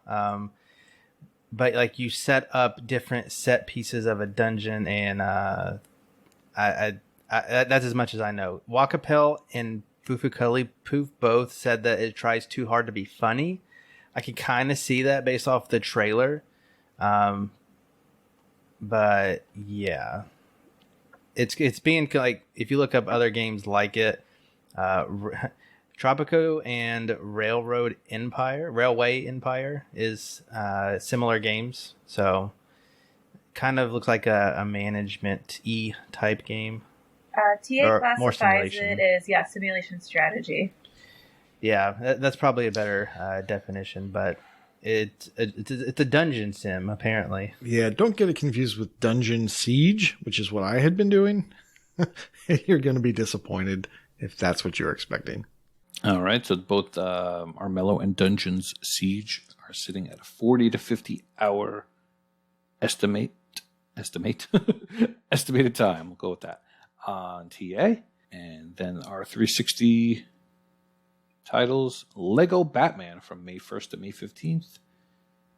That should be pretty self-explanatory. And another strategery game, Tropico 4, which is a 50 to 60 hour game. Now, all of these strategy games do have good community ratings, so they're quality games for those that are into that kind of stuff. Like Cuddly Poof. I'd say if he was on here tonight, I know he'd be pretty jazzed about all these and saying this is one of the best months that he's seen in a minute. But I have to air the same sentiment. Like, I'm actually pretty stoked about these games. Lego Batman I've actually already played, but the other three actually interest me. Like, I'm actually very excited about Armello. I was looking it up on TA, and I definitely could see myself playing this and quite excited about it. I can honestly say this is one of the first months where I haven't owned most of the games. He's got 3 of the 4. I must have already had Batman 360 somewhere. Like I feel like they've given it away a bajillion times, but maybe not. Everybody has played Lego Batman on the 360 at this point, because it didn't used to come as an add-on for a ton of discs back in the day, and probably, yeah. Yeah, Sarah. What did I do now? I'm Batman. I say I enjoyed it so much I did the Japanese version of it too. Oh gosh. Anyways, we got some Game Pass news. Nate, what did we learn this week for Game Pass? For this week on Game Pass, because this is the Game Pass segment. He's like a teacher calling on a student. Coming soon. I'm paying attention this week. May 4th, Dragon Quest Builders 2. That's a game. Apparently people like it. So I'm going to check it out. May 21st, Knockout City will launch with Game Pass Ultimate and EA Play. That, I'm wondering, I'm kind of getting Rocket Arena vibes from it, which means that they're going to stop supporting it pretty shortly, but who knows? There's nothing like a good dodgeball game. So I am kind of interested in that. Removed, and rightly so, May 6th, FIFAs, all the FIFAs, 15 through 18 and NBA Live 18. And that was the Game Pass segment. Well, I wonder what, speaking of the servers, I wonder what Levelhead's going to be like once that leaves Game Pass. Tumbleweeds. Yeah, you think so? That game has just the worst I think list. it is all it's all integrated with PC and stuff. So I think that it will probably be just fine, and the 17 Xbox users will probably not make that much of a dent in its user activity. It's not the most expensive game in the world, but Game Pass must give it some people playing it. But not anymore. I'm not going to say it's bad, but it's no Mario Maker. The list is bad, and that discourages you from playing it. Let's call it what it is. Well, I mean, I didn't enjoy the levels as much as I thought I would. At the time, I was really into Mario Maker, and no Mario. Level Head just wasn't. You just can't replace Mario. That's a hard bar to make. Yeah. Yeah, it is. But anyways, that's leaving. We want to know what's coming real soon. Corey, why don't you tell us what's coming real soon? I will continue to tell you what's coming real soon. Sweet. Tuesday, May 4th. So we have Dark Knights with Poe and Monroe. God. Monroe. Dark Knights with Poe and Monroe. This is like an FMV game. It's made by the same people who did Infectious Madness of Dr. Decker and the Shape-Shifting Detective. I've never been into these games, but I guess if you wanted to earn gamer score while watching a movie, this one would be one to do that. I forgot to mention, I have a game for every single one of you this week, and Fufu.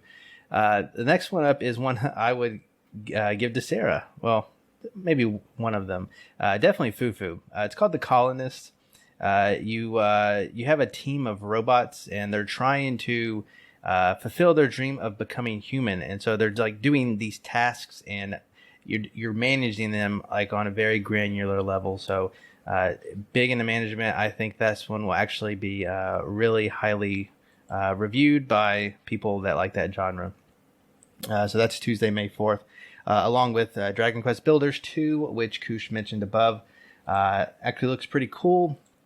People kind of say it's Minecraft with RPG and elements and a story. So I will probably download it and definitely dive it. We'll see. But that is coming on May 4th. May 5th is a sometimes you visual novel. It's called Dull Gray. It's probably real dull. Anyway, so don't even have to stay on that one. Thursday, May 6th is actually the game that I have been playing that I didn't mention before. It's called Skate City. So this one is a Apple Arcade exclusive that is finally coming out for other platforms, and it's kind of like Ollie Ollie or Pumped BMX Pro, except it's more endless. There's only 3 locations, and you're on a skateboard, and it's just continuously looping. At least the modes I've played. There might be like another mode that is a set length, but from what I've played is just an endless loop, and there are challenges that you could do. So you need to do a complete spin over when you're in this section of the level, which like it was a school, and there was also a beach and stuff like that, and you had to do stuff at that section. It's kind of dull, to use that word again, in the sense that you're not doing tricks in a complex way. You are literally holding the stick in any of the directions, or the other stick in any of the directions, and you can see what move it's going to do as soon as you let go of it. So you don't get the cool like flipping of the sticks like the skate games would let you do. If you're doing the hill flip, it's like diagonal up and to the right, and you just have to hold it and wait for it. And then if you need to turn, you like hit the bumpers a couple times. There are like specific challenges that you can do as well, that give you points to unlock the other levels. I've only put a little bit of time into it. They actually sell the game as something that you only want to play 30 to 45 minutes a day. You don't want to sit here and grind it out, but that's coming out Thursday, May 6th. Everything else coming out on Friday. This one is one for Fufu Cuddly Poof. Hoods, Outlaws, and Legends. So this is the PvPvE game in the Robin Hood world. Looks like you're going to be doing heists and stuff. So definitely looks like a group game if that is up your alley. One for Nate. It's called Non-Guns Doppelganger Edition. This is a Digerati game. It is very stylistic. A lot of black and white with just splashes of color here and there. It's a roguelite action platformer, and it like builds upon combo meters and having like an army, and you upgrade them. I don't know. It's kind of weird, but I like what I'm seeing here. Very kind of minimalistic, but that is kind of me. I will check my inbox for that code. Thank you. And I think it is very much Nate. Definitely one for L. I didn't even look into it after I saw who made it. Chroma Quaternion. It's a Kimco game. You pretty much know what to expect with that. Infestor is the Ratalaika of the week. Blazing Beaks is a roguelite that kind of looks like a Ratalaika game, but maybe a good game. And so yeah, another roguelite in the list this week, and you are a duck or a bird or probably something else with a beak, and you are shooting guns and stuff. I don't know. I like the way it looks. Kursk comes out as well. It says first ever adventure and documentary video game inspired by real events. So you assume the role of a spy, looking at a Russian nuclear submarine. If that interests you, then maybe you should play it. Nuclear? What did I say? Nothing, George Bush. Nuclear. Nuclear. I haven't heard that since George Bush was president. That's great. Well, I'm reading it as nuclear. Oh, it's fine, buddy. All right. Flowing Lights. This is kind of, it says it's an arcade puzzle shooter. And so you would think this is like a normal kind of shoot 'em up type game, but they say that each fight is a puzzle, which actually kind of is cool. It says attack and fail, but then think back and try it again. They say that there's always a different, better way to win, which kind of interests me. Before that, it would not have grabbed my attention as a normal shoot 'em up. So definitely interested to see what they mean by puzzle shooter. And then last but not least, small little game, Resident Evil Village, also known as Resident Evil 8. Yeah, I don't really play these games, so it's probably going to be good and not coming to Game Pass for a year, at least. And that's coming real soon. All right, it's time for Contest Corner. More alliteration. Corey. Contest. Yes. Contest Corner, Corey. Crab. That's a lot of C's. So, Crap. April is almost over, so that will bring us to the end of Crab. I actually just got my 15th achievement yesterday to join Koosh's illustrious Crab and Out. Crabbing out. Crabbing Out. You want to know what game I completed? Koosh. Not really. It's an exciting one. Was it a simul play? It was a simul play with my daughter. And we finally completed Paw Patrol on a roll. Aww. Did you have to get the last achievement? Yes, we needed to complete the game to get for Golden Bones. Yeah.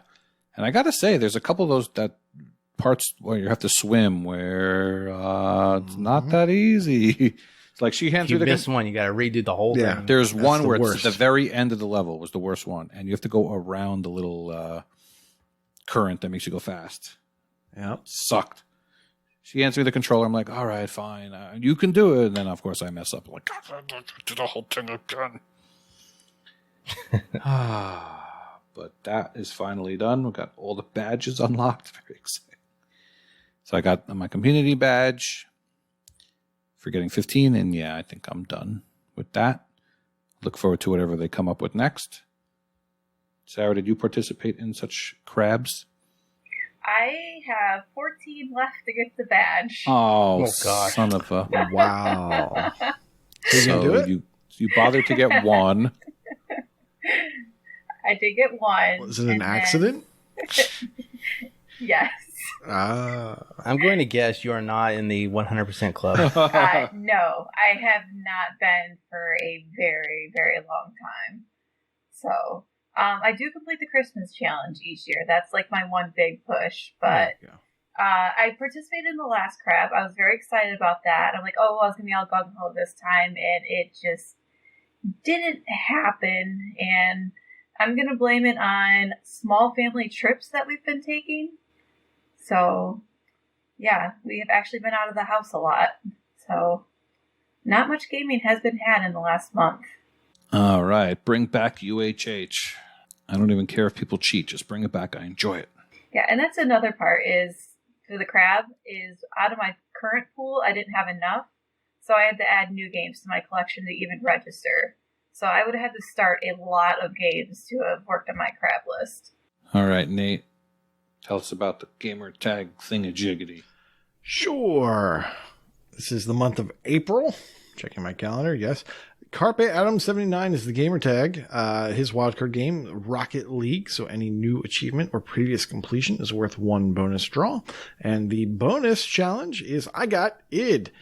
I don't know how. I haven't listened to that song in forever. Achievements earned in ID at Xbox games. 1 bonus draw per achievement. Limit 1 per game. Which leads us to the best month of the year, some would say, May. And our gamer tag is Saucy Slingo. Oh, come on. And his wildcard game, the wildcard game he has picked, America, is South Park: The Fractured Butthole. How you say it? Any new achievement or previous completion is 1 draw max, and we have not yet decided on the bonus. Yes, we have. Tomorrow. No, we're going to talk about tomorrow during some Diablo. No. If you unlock an achievement with either Patriots or Suck, that's got to be the bonus. It can't be anything other than that. We shall see. I don't know if he's going to agree to that. It is decided. I don't know if he doesn't have to. It's not his podcast. We shall see.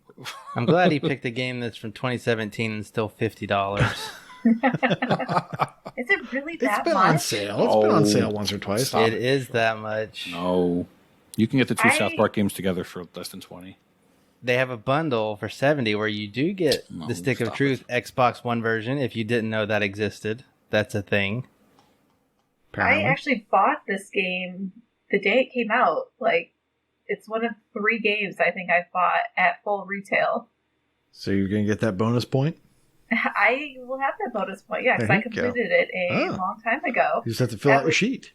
I know, which I have not done in several months, as you probably know. I've noticed. Missing out on those free entries. Yep. I know, because I won 1 month with 3 entries. So for those of you, I do remember that. So for everybody else, pay attention. She won with 3, and get those scores on the sheet before the end of before the next podcast, certainly. And we typically say before 2 days into the next month, just to be safe. Yeah, soon it's going to be May. There is really it's gonna be May. On TA. I hate that, by the way. There's a person on TA, and his gamer tag is South Park TFBW. Like, why would you make a game name your gamer tag? Maybe it's and it's Trey not like Parker. That's the only game you played. I don't. That's pretty ballsy, I guess. Speaking of ballsy, paying full price for a South Park game, right, Nate? Yeah. Well, unless it's a 360 non-backwards compatible tower defense game. Nate got the $100 only reason. Oh, that game was fun. You throw balls at each other. Oh, balls. That's why you said ballsy. Let's play. You throw snowballs at each other. I would say it's ballsy to pay full price. That's what I do. It's $10. That's what I do. Sometimes. I mean, I don't like to brag. But we know who Corey likes to brag. All right, that's terrible. Brag Camp completions. Mike Zero, all one word, has reached a new milestone of 100 completed games. AS Unknown 1, 200 completed games. Kingsman, you are at 495 games. You have 5 more until a big milestone. I want to hear what you're planning for 500. Better be a good one. Mike Pitch did not use a good one, probably, and hit 600 completed games is probably Windows Phone. Awu. That's exactly how you say it. Has reached, you know, I picked this one. He has reached 69 times 10 completed games. Took you a second. He's double checking the math. I almost said plus. It's on the calculator. NBA Kirkland, he's also close to a big milestone. He's at 695 completed games, so big one. 700 is your next one there, buddy.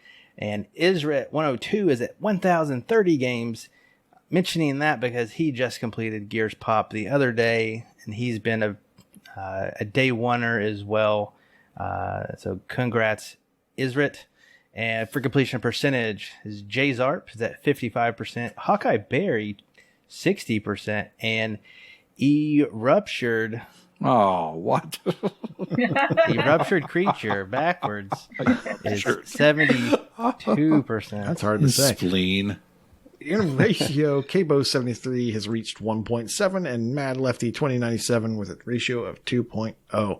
In streaks, Officer 0 and I Mike 0. I've never seen them in the same room, so you know what that means. Currently on 50-day achievement win streaks, Lucas 1987 with 75, AS Unknown 1 with 400, Ross with 575 days, Enigma Gamer 77 with 875 days, XNeo 21X with 1,025 days, Seamus McLimey with 1,675, a Matriarch is currently on 2,775 days in a row.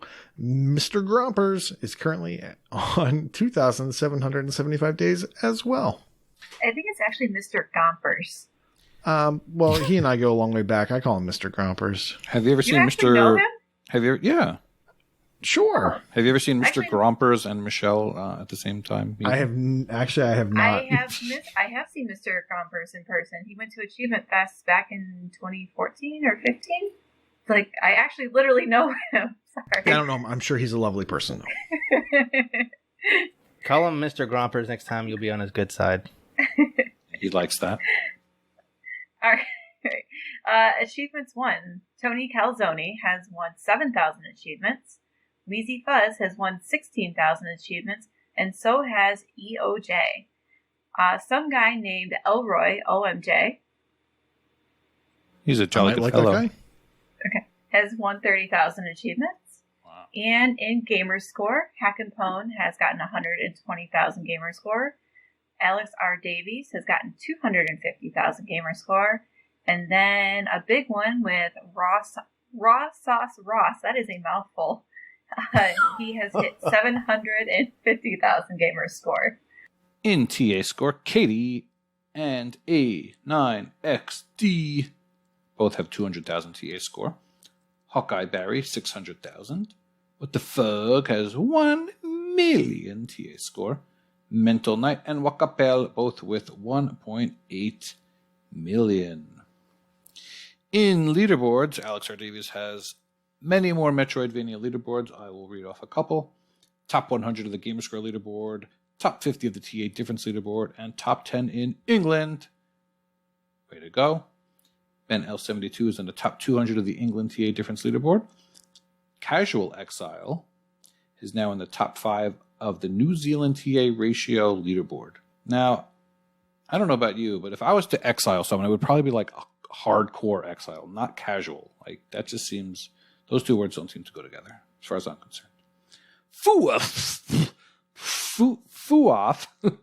is in the top 50,000 of the Gamerscore leaderboard. I don't need a comma. I got it. Kingsman 2625 is now in the top 20 of the Gamerscore leaderboard for Sandbox. Sir Polygon in the top 5,000 of the TA leaderboard. And last but not least, XNeo21X is in the top 100 of the California TA leaderboard for Stealth. In Brag Camp, the Brag Camp section of Brag Camp, we have NBA Kirkland completed Undertow, which he started back in February 2008. I believe he had a session on TA going through the co-op, and then his trusty nephew finished off the ridiculous 10,000 kills that you need, in which you need to go through the first level and get like 70 kills or whatever you wind up with over and over and over and over. And I am thinking about acquiring a nephew just to get this done too, because I normally don't mind grinds, but that one is terrible. And also, Kitty Skies completed Monster Energy Supercross, the official video game 4. And she was the first gamer on the site to complete it. So way to go, Kitty Skies. Yeah, this was actually a suggestion to us recently. People use Brag Camp all the time to show off stuff that might not come up in a milestone feed like we use to populate our Brag Camp podcast section. So yeah, we're going to try to start grabbing some of those brags that you post in Brag Camp that might not be normal milestones. So go ahead and do that. And don't whine if you don't see your name. All right. We do have one community side quest, Sean, this week. And that comes from... actually, we have two. He made it into two. This one comes from Vulgar. He wants to know... since we talked a lot about video game movies recently, what video game do you think they should make a movie out of? And also, what movie would you like a video game made out of? So we can focus on the first one, movie into a game, and movie from a game. Go ahead, Elle. What do you think? Do you have anything in mind? Wait, which one's first?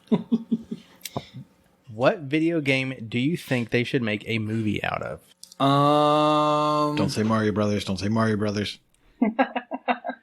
Another one that I will watch anytime. Imagine. Oh, stop it. I can't imagine why they We never need a wound sequel. up making another Mario movie. They almost didn't make a Mario movie. They Good. shouldn't have made a Mario movie. I don't know. I can't think of anything. Gears of War. That's okay. We'll go Gears.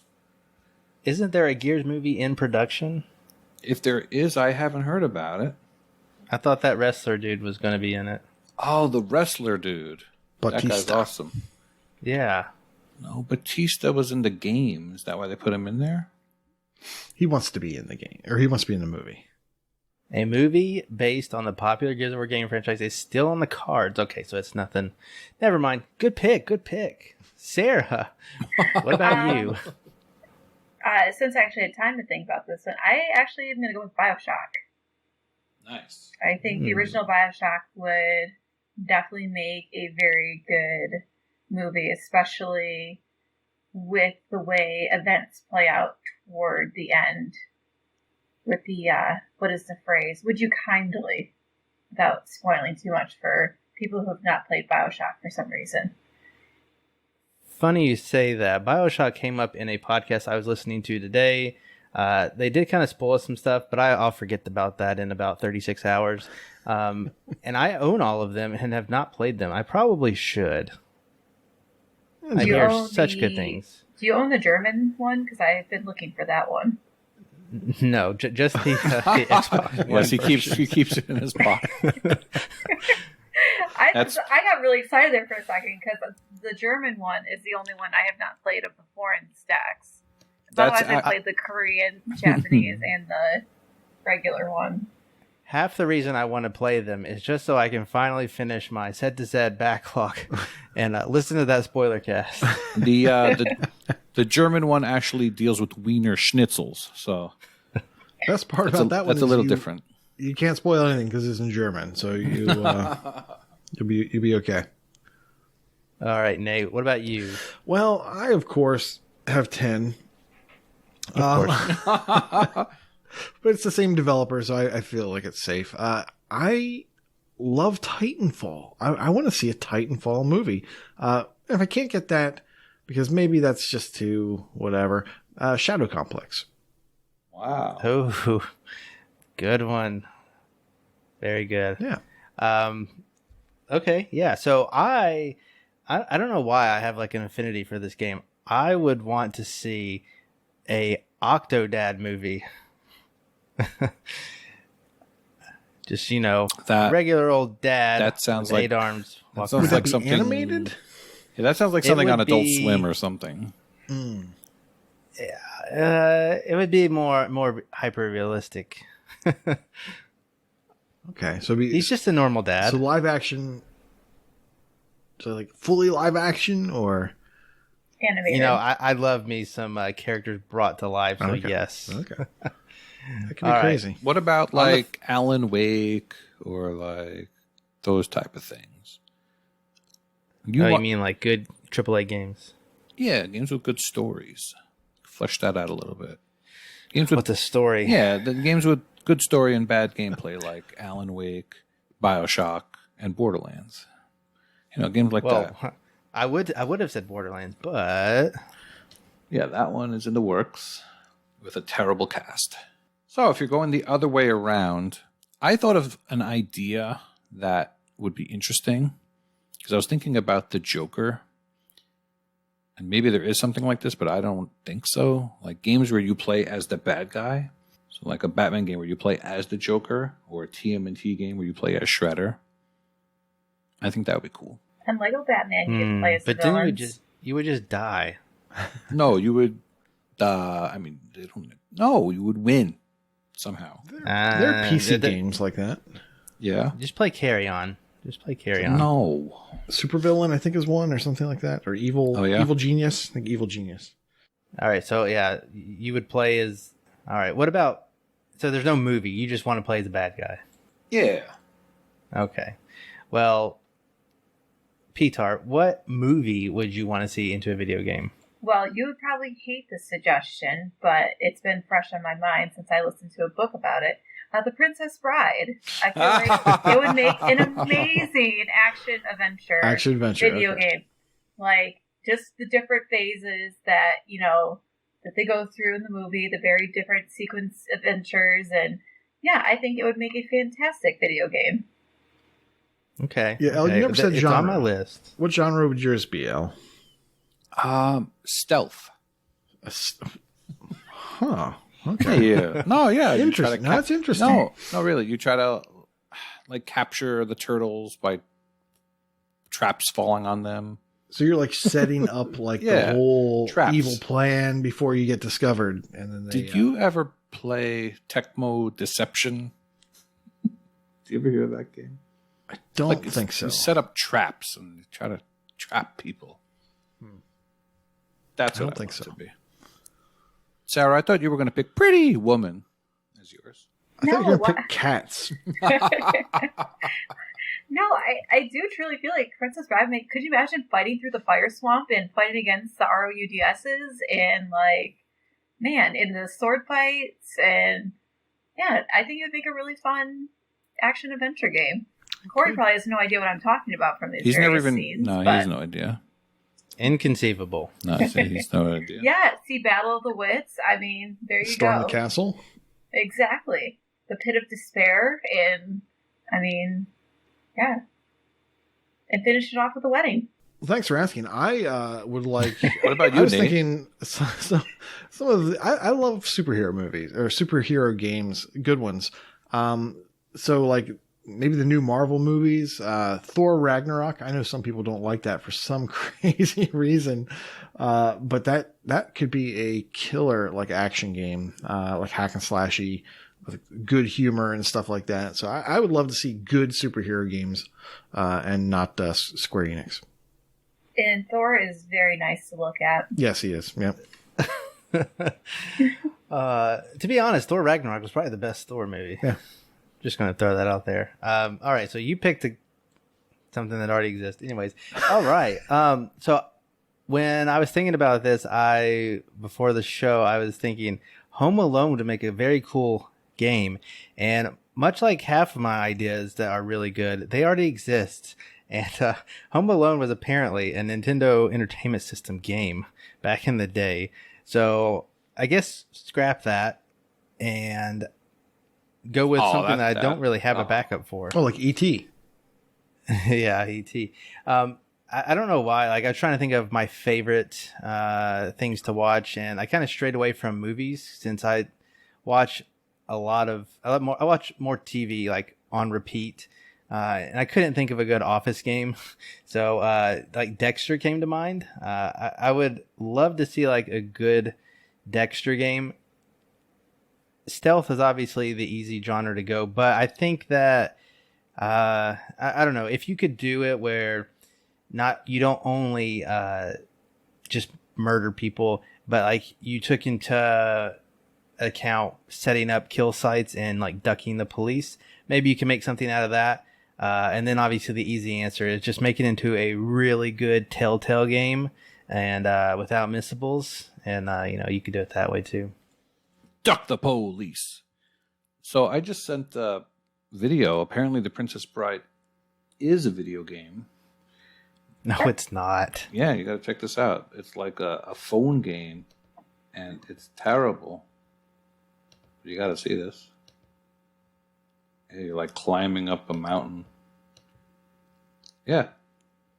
I guess it is. So you... I'm sorry I looked at this. It looks terrible. Your idea is way better, Sarah.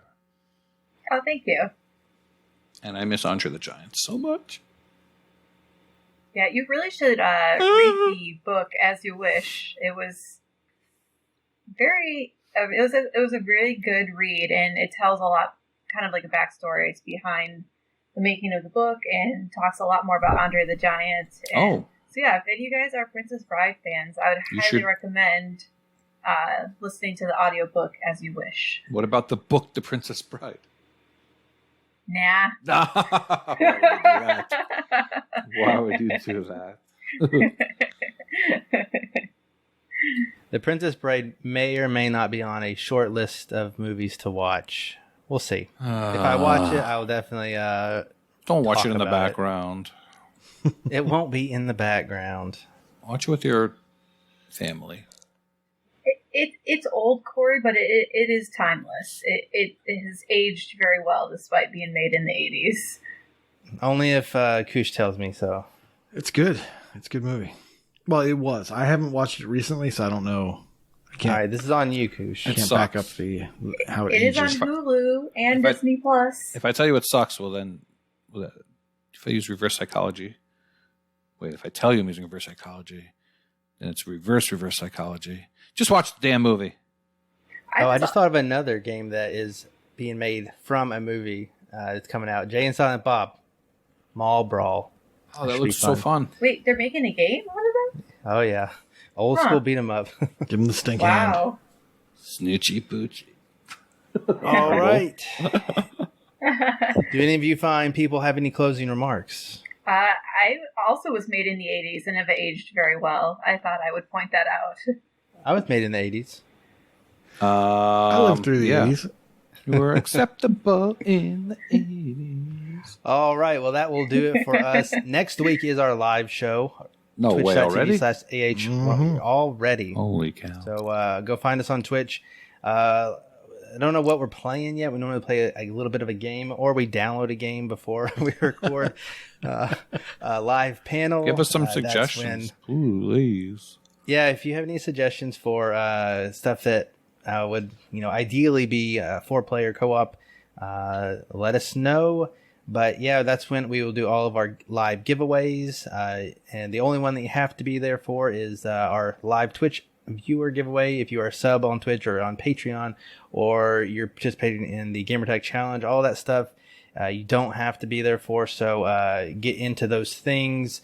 And yeah, that will do it for level 144. Like El said, Waka definitely has a eulogy coming up. And we forgot to mention Chewy's thing. May contest is Rebels versus Empire, the other guys. Yes, the Empire. And it's a gamer score battle. It's a gamer score battle, and there are bounty hunters. So there will be bids placed, and the bids take away gamer score from that team. And so that will be happening throughout the month. And I'm sure they will give you all the juicy details later on that. So with that, I will send you away. Thanks for listening. Bye. Bye. The balcony is now closed and class dismissed. Yeah, let's just go back to the part about wieners.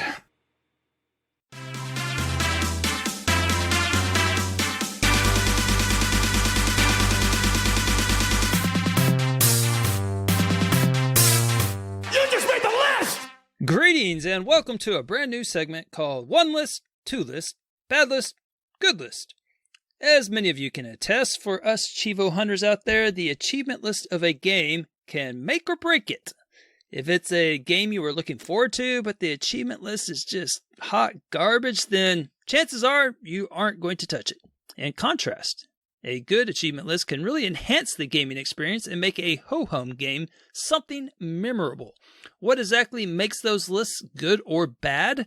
Well, that's what we will be discussing. In this segment, we will dissect two lists, both one that can be argued to be awesome and one that should be taken out behind the shed and put down. This is One List, Two List, Bad List, Good List. Now, don't let the British accent fool you. It is I, your favorite Southerner, ElroyOMJ, and I am joined today by an individual who lives near Knoxville. He is Vulgar Latin. Hi. How you doing? Doing all right, man. Thanks for launching this puppy with me here. Oh, no problem. Yeah. So in case you missed it in the intro, we're basically taking two lists and we're going to talk about them. And one of us is going to do a good one. One of us is going to do a bad one. So since it's one list, two list, bad list, good list, I figure bad first. So, dear Vulgar, what game has a list that has put a stick in your craw? Yeah, so I picked a game that I've talked about actually on a panel. One of the first ones I did, and that's Friday the 13th, the video game. Not to be confused with the puzzle game. I haven't played that one, but this is a puzzle game? There is a puzzle game. There's a Friday the 13th. I think it's Killer Puzzle. Oh, let's see what they did there.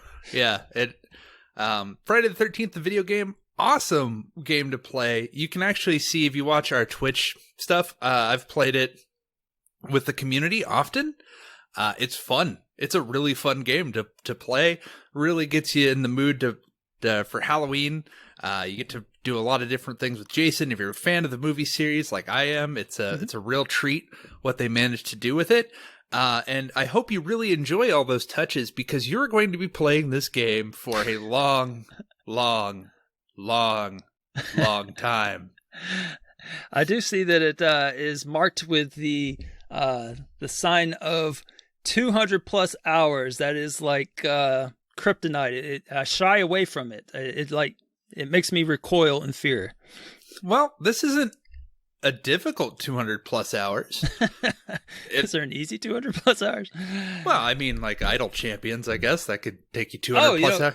Bomberman. I mean, you don't even have to be there. Yeah, you just kind of set it up and you just walk away and Friday the 13th, though, actually requires a degree of effort. To get it naturally would probably take you well over 200 hours because you have to play 1,000 matches as Jason.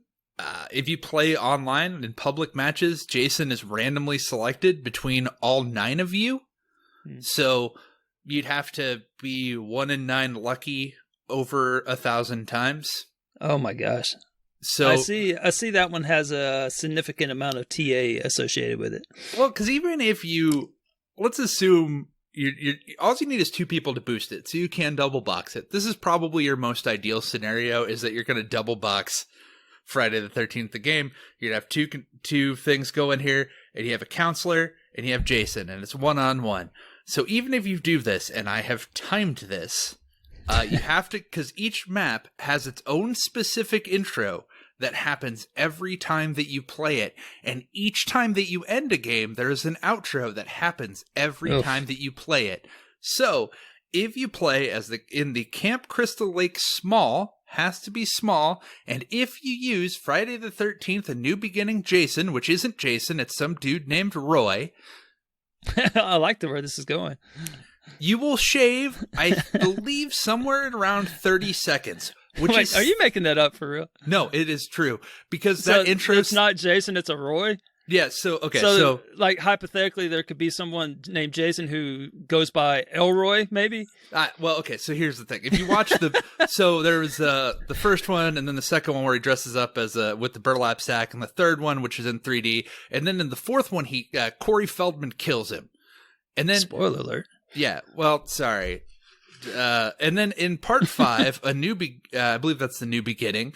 It's not actually Jason. It's a copycat killer. That copycat killer's name is Roy. He's actually in the game. And if you unmask that Jason, it actually shows that it's not actually a disfigured. It's just someone like dressed up. So he doesn't have a whole thing about like going back to the mom's cabin. He just walks off and just like, well, guess I'm done. And he just walks away. And that cutscene is faster than the normal cutscene of Jason walking back to his shed and having delusions about his dead mom's head. Well, what kind of time interval are we talking here? I believe I counted it at about 30 seconds per match.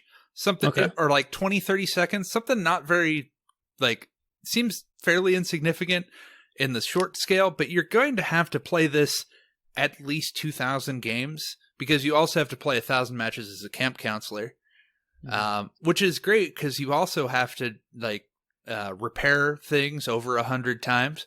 You have to kill 13 camp counselors. So even if you do the double box method that I mentioned, you're still going to have to do something else. You need at least 3 people to kill Jason Voorhees. You're going to have a significant grind. A lot of these things would be nigh impossible. Killing Jason is very difficult.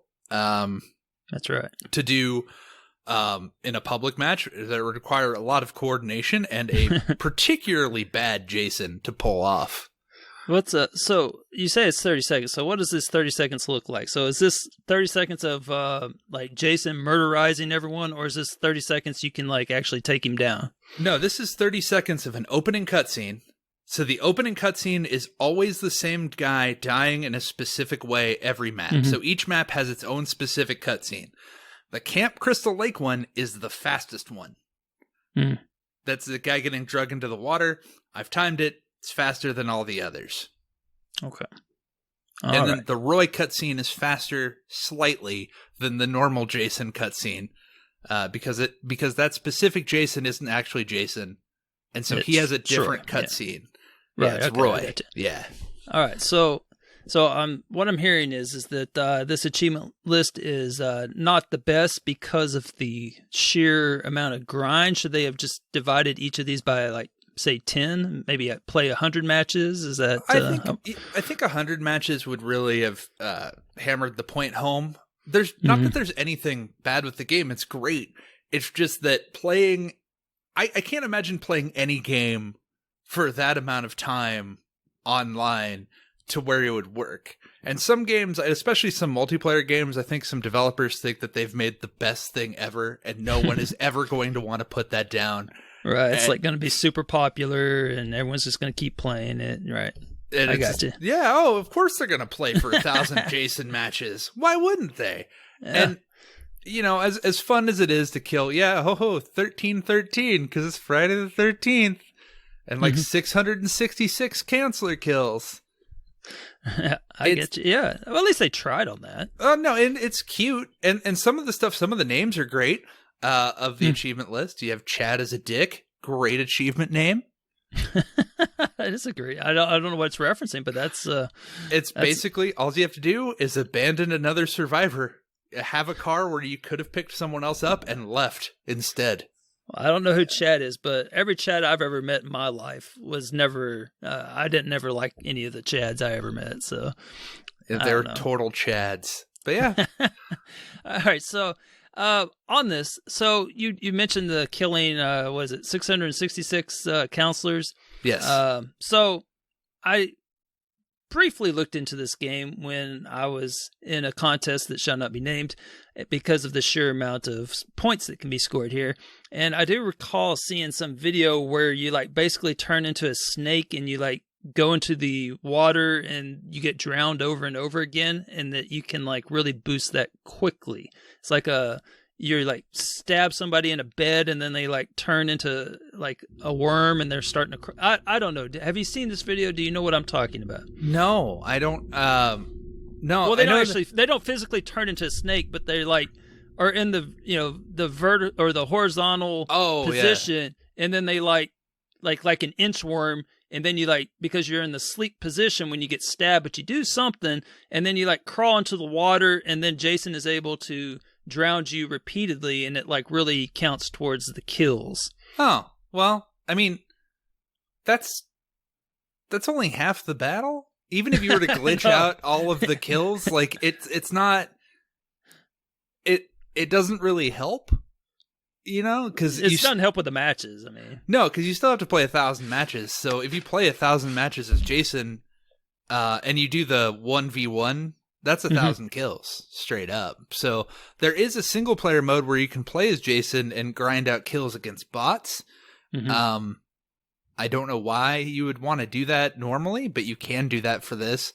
But yeah, it's just a long time. All right, so nothing wrong with the achievements themselves. They're just they just overshot it. Yeah, some of them are fine. It's just some got good names, like the Chad one, right? The Chad one's good. It does let you. I mean, it has some high points. It does let you experience all of the different things that you can do in the game. But even still, some of the stuff like escaping using the police 13 times, if you're to do that like using a double box method like I did, that's going to take you 15 minutes of time because you have to call the cops, repair the repair box, call the cops, and wait for the cops to show up, which takes at least, well, at the bare minimum, 5 minutes. I think if you have a skill which you can randomly pick up, you can reduce that time, but it's still an insane amount of time that you have to. I mean, you're looking for a 10-point achievement at least 4 or 5 hours just doing that. That's not good. That's no good. Repairing the boat is a nightmare. Repairing a boat 100 times will take you hours upon hours. You know, I'm looking at. I do appreciate that they use the 13, the 666, and all that. You know, that's well done. But I'm looking at a couple of these achievements. I see. I don't know much about the game, but why is there a picture of a dog pooing for "That's a good boy" for doing something with a sweater? Is there like dog crap in the sweater or what? No, I think it's more because of the "That's a good boy" as a dog. You know, but it's referencing Jason's mom, who has a weird relationship, because that's Pamela's sweater, Pamela Voorhees. So in the movies, in one of the movies, the final girl puts on that sweater because his mom dies, and he puts in as this little altar with her sweater and her severed head because she gets her head chopped off, you see. Totally, yeah. If you feel bad about it, this movie's like came out in 1980, so, you know, whatever. And so you put on the sweater, and it'll stun Jason. So you have to find his shack, which is in a random spot. It's not in the same spot every time. You have to go to Jason's house and steal his stuff and put on the sweater and then stun him. And that's actually part of killing Jason. You need a specific character, Tommy Jarvis, to kill him while he's stunned using the sweater. And only a woman can put on the sweater, by the way. Only a female counselor can put on the sweater. Dudes cannot. They can grab it, but they can't put it on and stun Jason. That's just rude, man. I like a good sweater. So. Well, it's a woman's sweater. I like a good sweater. No. All right, so one more one that I wanted to highlight was just because of our boy out in California, here's Tommy. You know, what's up, Tommy? I just haven't, we miss you. Anyway, there is 262 completions. Yep. Out of 107,000. As a game's gold.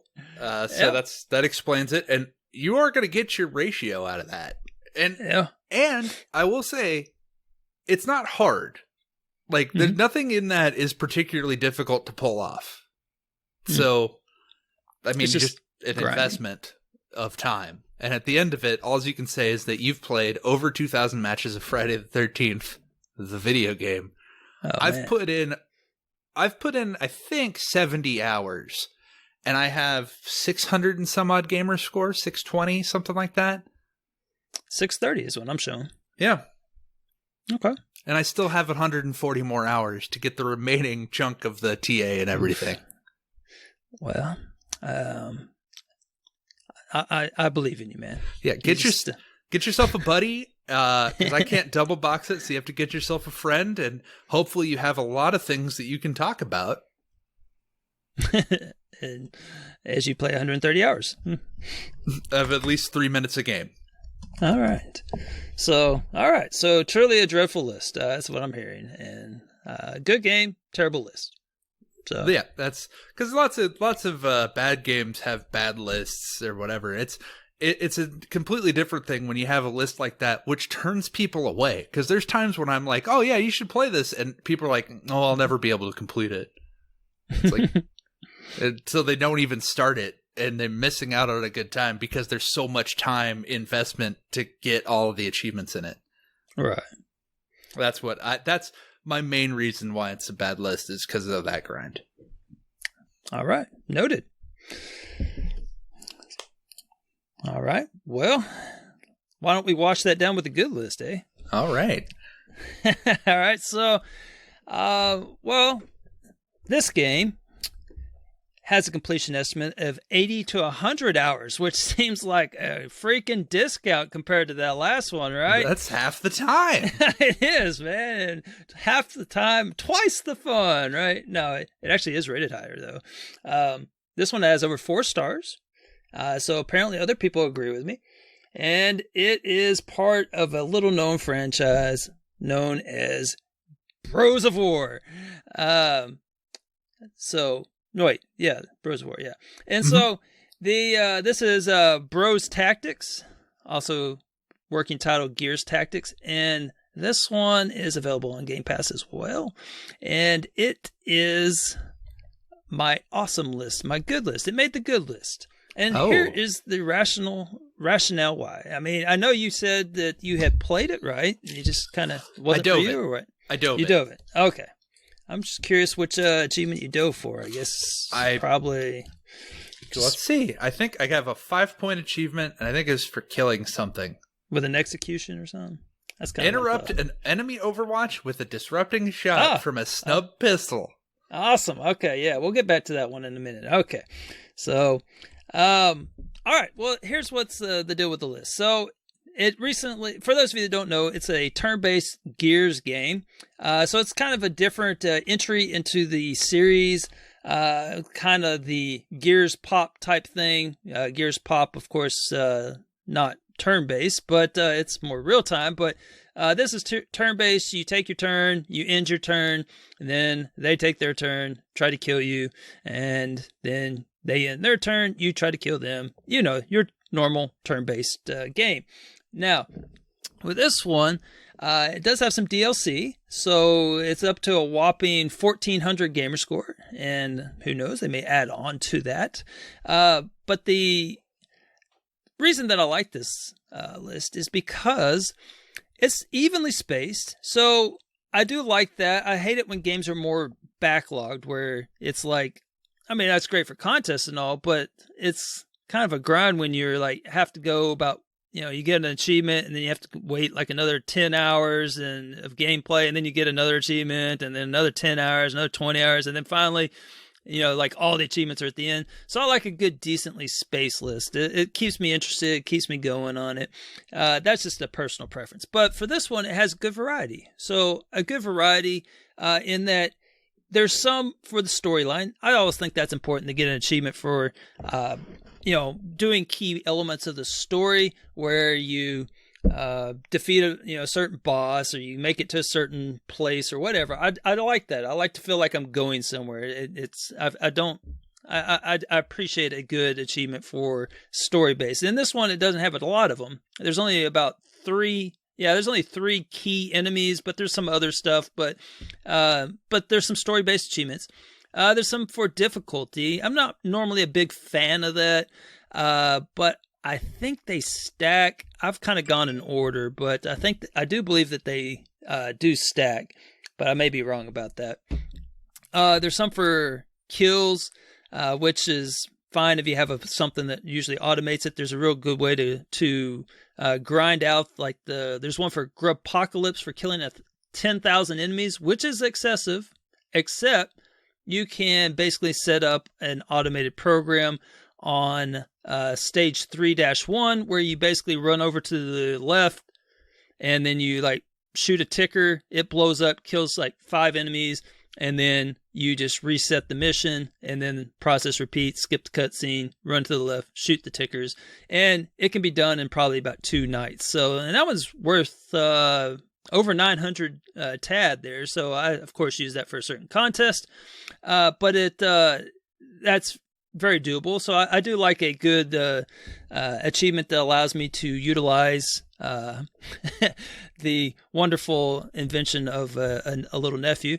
And then also there's a bunch of achievements for killing things in unique ways, like that you normally wouldn't. So there's a lot of ways to kill things in it. And so this allows you to explore different ways of doing it. For example, you can beat a stage only using pistols. Why you would do that? Well, because there's an achievement. Otherwise, no, you're going to use your guns. There's one for beating a mission only with scouts. You're probably not going to do that otherwise, because you want a variety of heroes out there to that have different abilities.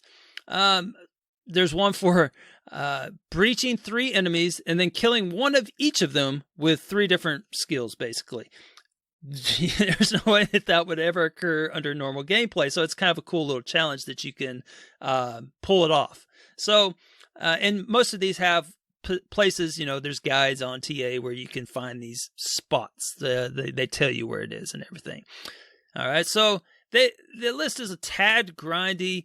There's some veteran missions at the end. Now, I must warn you, if you're going to commit to this game, the veteran missions are going to make you want to throw it down, because 80 to 100 hours, probably a good 10 of those are doing veteran missions, I would probably estimate, because you think that each one that you do counts as one. Okay, so there's one for doing 20 veteran missions, and you're like, wow, that's worth a lot of TAD. I wonder why.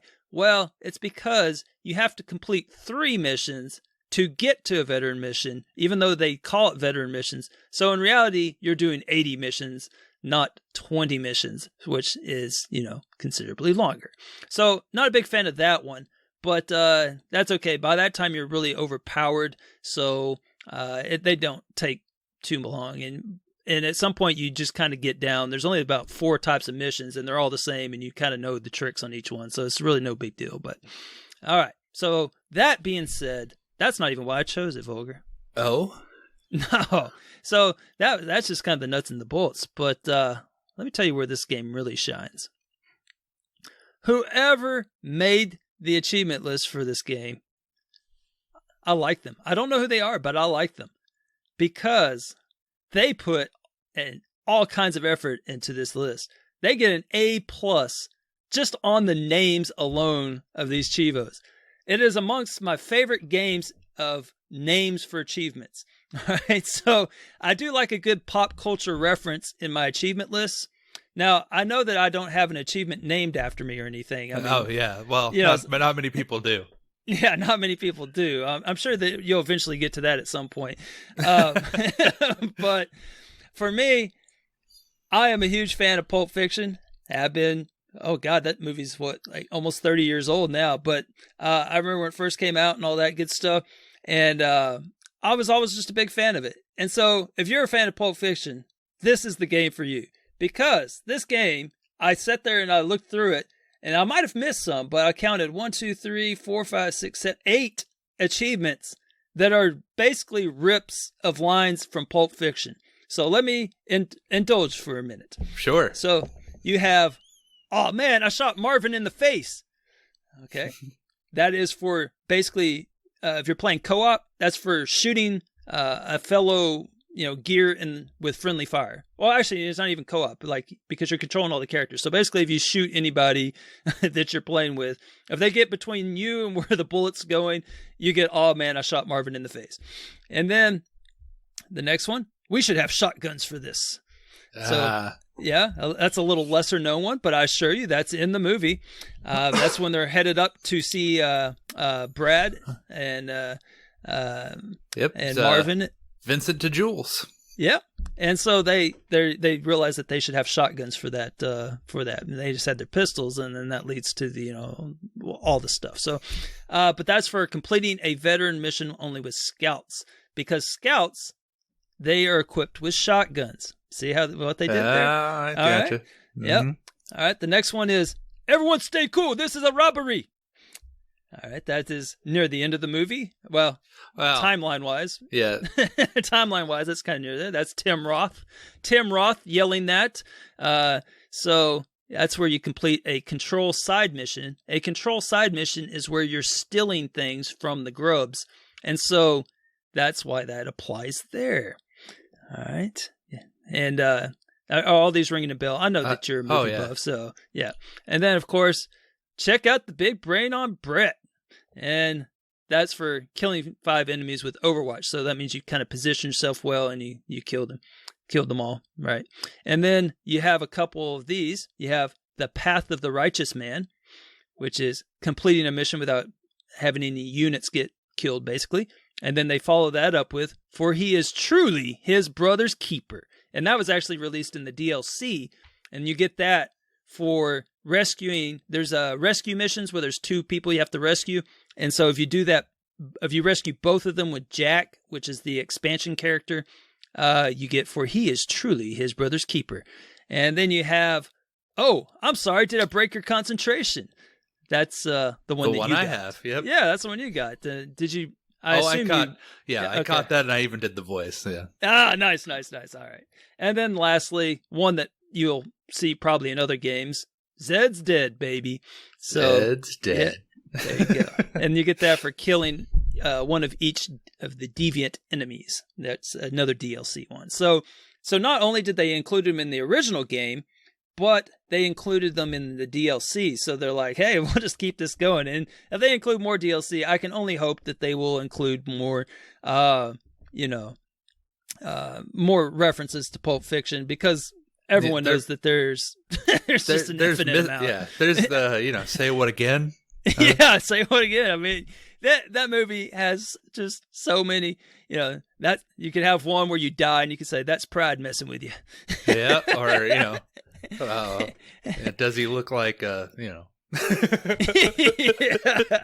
Oh man, there's so many they could do with it, but you can make an entire game with just references to that movie. So it's one of the most quotable movies. So there you go. But also, if that's not enough for you, maybe you're not a Pulp Fiction fan. Well, if you like other pop culture, they included other stuff as well. So here's some other ones I picked up on. I don't know if this was intentional or not, but there's one that's Ain't No One Like Me Except Me, and it sounded really familiar. Is that ringing a bell with you? Ain't No One Like Me Except Me? No. Yeah, no. It did. It's like, that sounds like something pop culture, and I think it might be a reference because Rocket the Raccoon. So if it's a raccoon quote, I'm going to include it. But he said something similar to that in Guardians of the Galaxy, but I don't know if that was intended as a reference to it. But these next 3 I'm pretty sure are, which is Legend, wait for it, and that's for upgrading one weapon fully with legendary parts. And then of course you have Dairy for upgrading all hero weapons with legendary parts. So Legendary. All right, so with the wait for it even in the title. So if you're a fan of How I Met Your Mother, you're probably familiar with that. And also from that show, apparently they really like that show as well. They have one called Suit Up, and that's for equipping a weapon with all Supreme mods. So didn't he used to say that? I believe I recall that. Yeah, I'm a little old, but he always talked about suiting up. That is a Barney Stinson original. Yep. Okay, all right. I just want to make sure. Now, I'm definitely going to have to enlist your help on this next one because it's outside my comfort zone. It is we're in the end game now. Oh yeah, that's an Avengers. Yeah, so I couldn't tell you who the guy was. It's the Doctor Strange. Dude. Okay, Doctor Strange. All right, yeah, the time guy, and you get that for completing a veteran mission. I had to look that one up, and I saw that it was Avengers, and that's why I didn't know it. But I could tell that it was a reference. And then one of my favorites, it just random. It has nothing to do with any of the other movies. And in fact, this is a movie from the 80s that I grew up on, which is Number 5 is alive. Johnny 5. Right. And in fact, I have a cat named Johnny 5. And yeah, and that's from Short Circuit, in case you are unfamiliar with the movie. And you get that for completing a mission with Jack. There's another one here. There's another Avengers. I could do this all day. That's a Captain America. Is it? Okay. Yep. Captain America in the movies says I can do this all day. Okay. I saw there was something about I am Iron Man, but I thought that was too obvious. So. Yep. So apparently they're a big whoever made this list is a big Pulp Fiction and a big Avengers and a big How I Met Your Mother fan. and they're probably old like me because they know they did one with Johnny 5 in it. So oh yeah. So I don't know. I appreciate the effort that they put into the naming. So not only are they, good achievements, decent achievements for this game and spaced and all that and variety, but they're just the names. I had to go with this because it's one of my favorite ones. I got more. I've done the whole mind control thing. That's another Avengers quote. Okay, I saw that and I even Googled that and I could not find it. Well, actually I binged it, so maybe Google would have found it, but okay. Hawkeye says that to the Scarlet Witch in Age of Ultron. You got one all for one and one for all. Three Musketeers. Oh, okay, yeah. Yep. See, I knew I had the right guy on here for this one. Yeah. Yeah. So it's I think what is it? Elle says that I'm good for the 80s and 90s, and then anything after 80s and 90s, it's pretty much lost on me. And yeah, he put that list out once of what pop culture references each of the hosts recognize. So there you go. Yep. So. I have a clear blind spot to Avengers. You missed a Pulp Fiction one here. There's Great Vengeance and Furious Anger. Oh, I didn't see that one. I would have picked up on that. Yep. In one turn, breach 3 enemies, kill one with the precision, reckless, and double shot.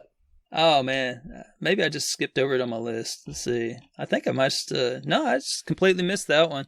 But yeah, I would have recognized that. That's kind of in the a combo platter between that and the Path of the Righteous Man, and for he is truly his brother's keeper. So yep. Yeah. So yeah, fantastic. So there you go. So 9. Is that 9? We're up to 9 Pulp Fiction ones. So I defy you to find a game with more Pulp Fiction references in it. There you go. That's your homework. So anyhow, well, I think that wraps it up for us. So thanks for listening, everyone. So I hope that I hope you liked our choices, right? We did a good job. Yeah. Yeah. And if you're in the podcast discussion and you've played these games and you agree with us or disagree with us, let us know in the Discord. And if you have other games that you maybe think that we should talk about, let us know too. And if you agree with us, let us know. If you don't disagree, if you disagree with us, we'll tell you why you're wrong. Or you can keep that to yourself. All right, guys. Thanks for listening. Y'all take care. Have a good one.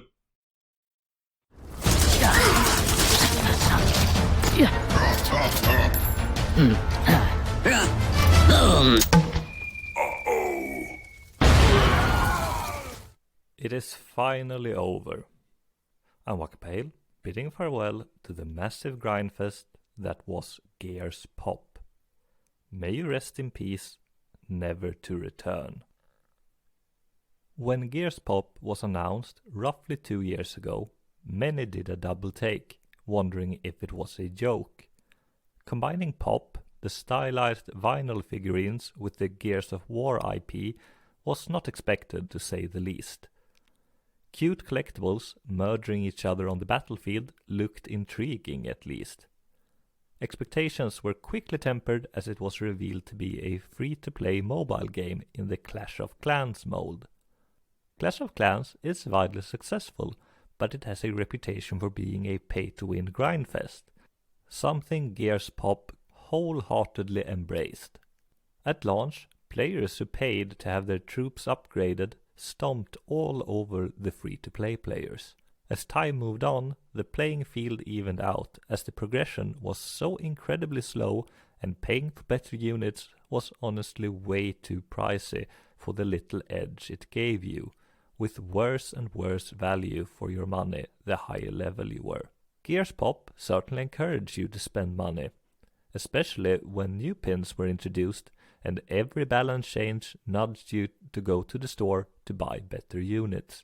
2 seasons in particular stands out. When General Ram was introduced, the pin was massively overpowered, and players without it had very little chance of success. Those that bought it, or found in a loot box, had a great advantage during this season. The other standout example of poor balancing for the sake of getting people to pay was when Mira was introduced. The entire season was a swarm fest, where few other decks were viable. Even decks specifically designed to counter swarms were often crushed by the overwhelming amount of overpowered wretches. The grind for completion was immense and was calculated to take 2 hours per day for 11 years at launch, mostly due to all the time gates as a free-to-play player. At its best, Gears Pop offered tense one-on-one battles of wits where it felt great outsmarting your opponent. Unfortunately, you frequently ran into a brick wall of overpowered opponents you could barely damage. If the time to complete wasn't indicative enough, Gears Pop did not respect your time at all. It only awarded progression if you won, which at times felt very unfair. If you matched against a superior opponent, you got nothing. If the other player left, you got nothing. If the game disconnected, which it frequently did, you got nothing. If the game crashed, which happened more than it should, you got nothing. If you knew you had lost, there was no way to surrender, and you had to waste time allowing your base to fall.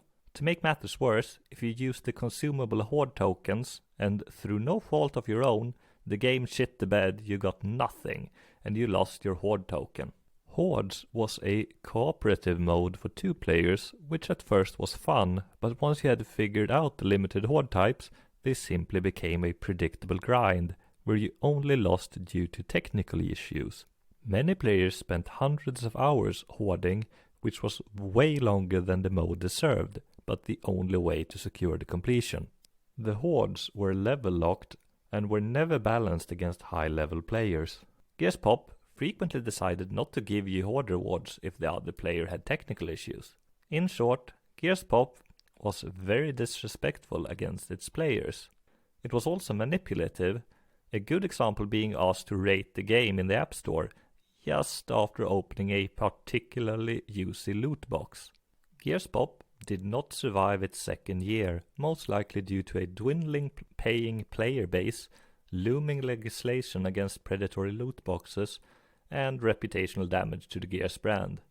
The most frustrating part about Gears Pop is that it had potential to be really fun, but it was always extremely unbalanced and always prioritized getting players to spend money. Patch notes often doubled or halved pin's effectiveness instead of a more reasonable 10% performance change. Back in the day, the ink grenade was so ridiculously overpowered, it was probably the most played pin in the game with its huge area of effect, duration and damage output. The ink grenade got nerfed into oblivion. In a single patch, its cost increased by 33%, its duration cut to 66%, damage decreased by 25%, and its area decreased by 33%, immediately kneecapping those who spent their money and in-game coins to upgrade the pin. Despite a huge number of pins to choose from, you saw the same ones used over and over, as they were far better than the rest, depending on the current balancing. To the developers' credits, they did remove the microtransactions when they announced the game was going down, and they did make the achievements significantly easier to obtain over time as the closing date drew nearer. Near the end, progression was over 100 times faster than it was before they made it easier. When it died, Gears Pop had 45 achievements worth 1000 game score and a bit over 3000 TA, down from almost 10,000 TA a year earlier, with around 2% of starters completing it. Of those who have friended the AH101 account on TA, 85 people were brave enough to start Gears Pop. 29 of those completed the game. 5 players got all but one of the achievements, and 3 missed with 2 achievements. FighterX Ship summed up his feelings on Gears Pop with a brief statement, "F that game," which was backed up by Shadowless Edge, Dude with the Face, and Icefire TN. Katie was so glad I did not start that game. Vulgar Latin claimed it wasn't too bad towards the end, which according to What the Fug was what she said. Freaky RO wonders, when do the servers close? They're gone, Freaky. I hope Kronos is happy now, as he said, I cannot wait to quit it. Well, he didn't quit until he got the completion. J Black states, seriously? Seriously? Sorry you missed it, J Black. Finally, pTartTx derails the gear pop reminiscing by dropping a truth nuke with, if it has a rat screen, it is a rat. Exclamation mark, exclamation mark, exclamation mark, exclamation mark, exclamation mark, exclamation mark, exclamation mark, exclamation mark, exclamation mark, exclamation mark, exclamation mark, exclamation mark, exclamation mark, exclamation mark. Time will tell if Gears Pop will be remembered fondly, or if the pain and frustration it caused will linger in the hearts of its players. I rarely say this when a game goes dark, but I'm very glad that Gears Pop is gone. Have a nice day, everyone.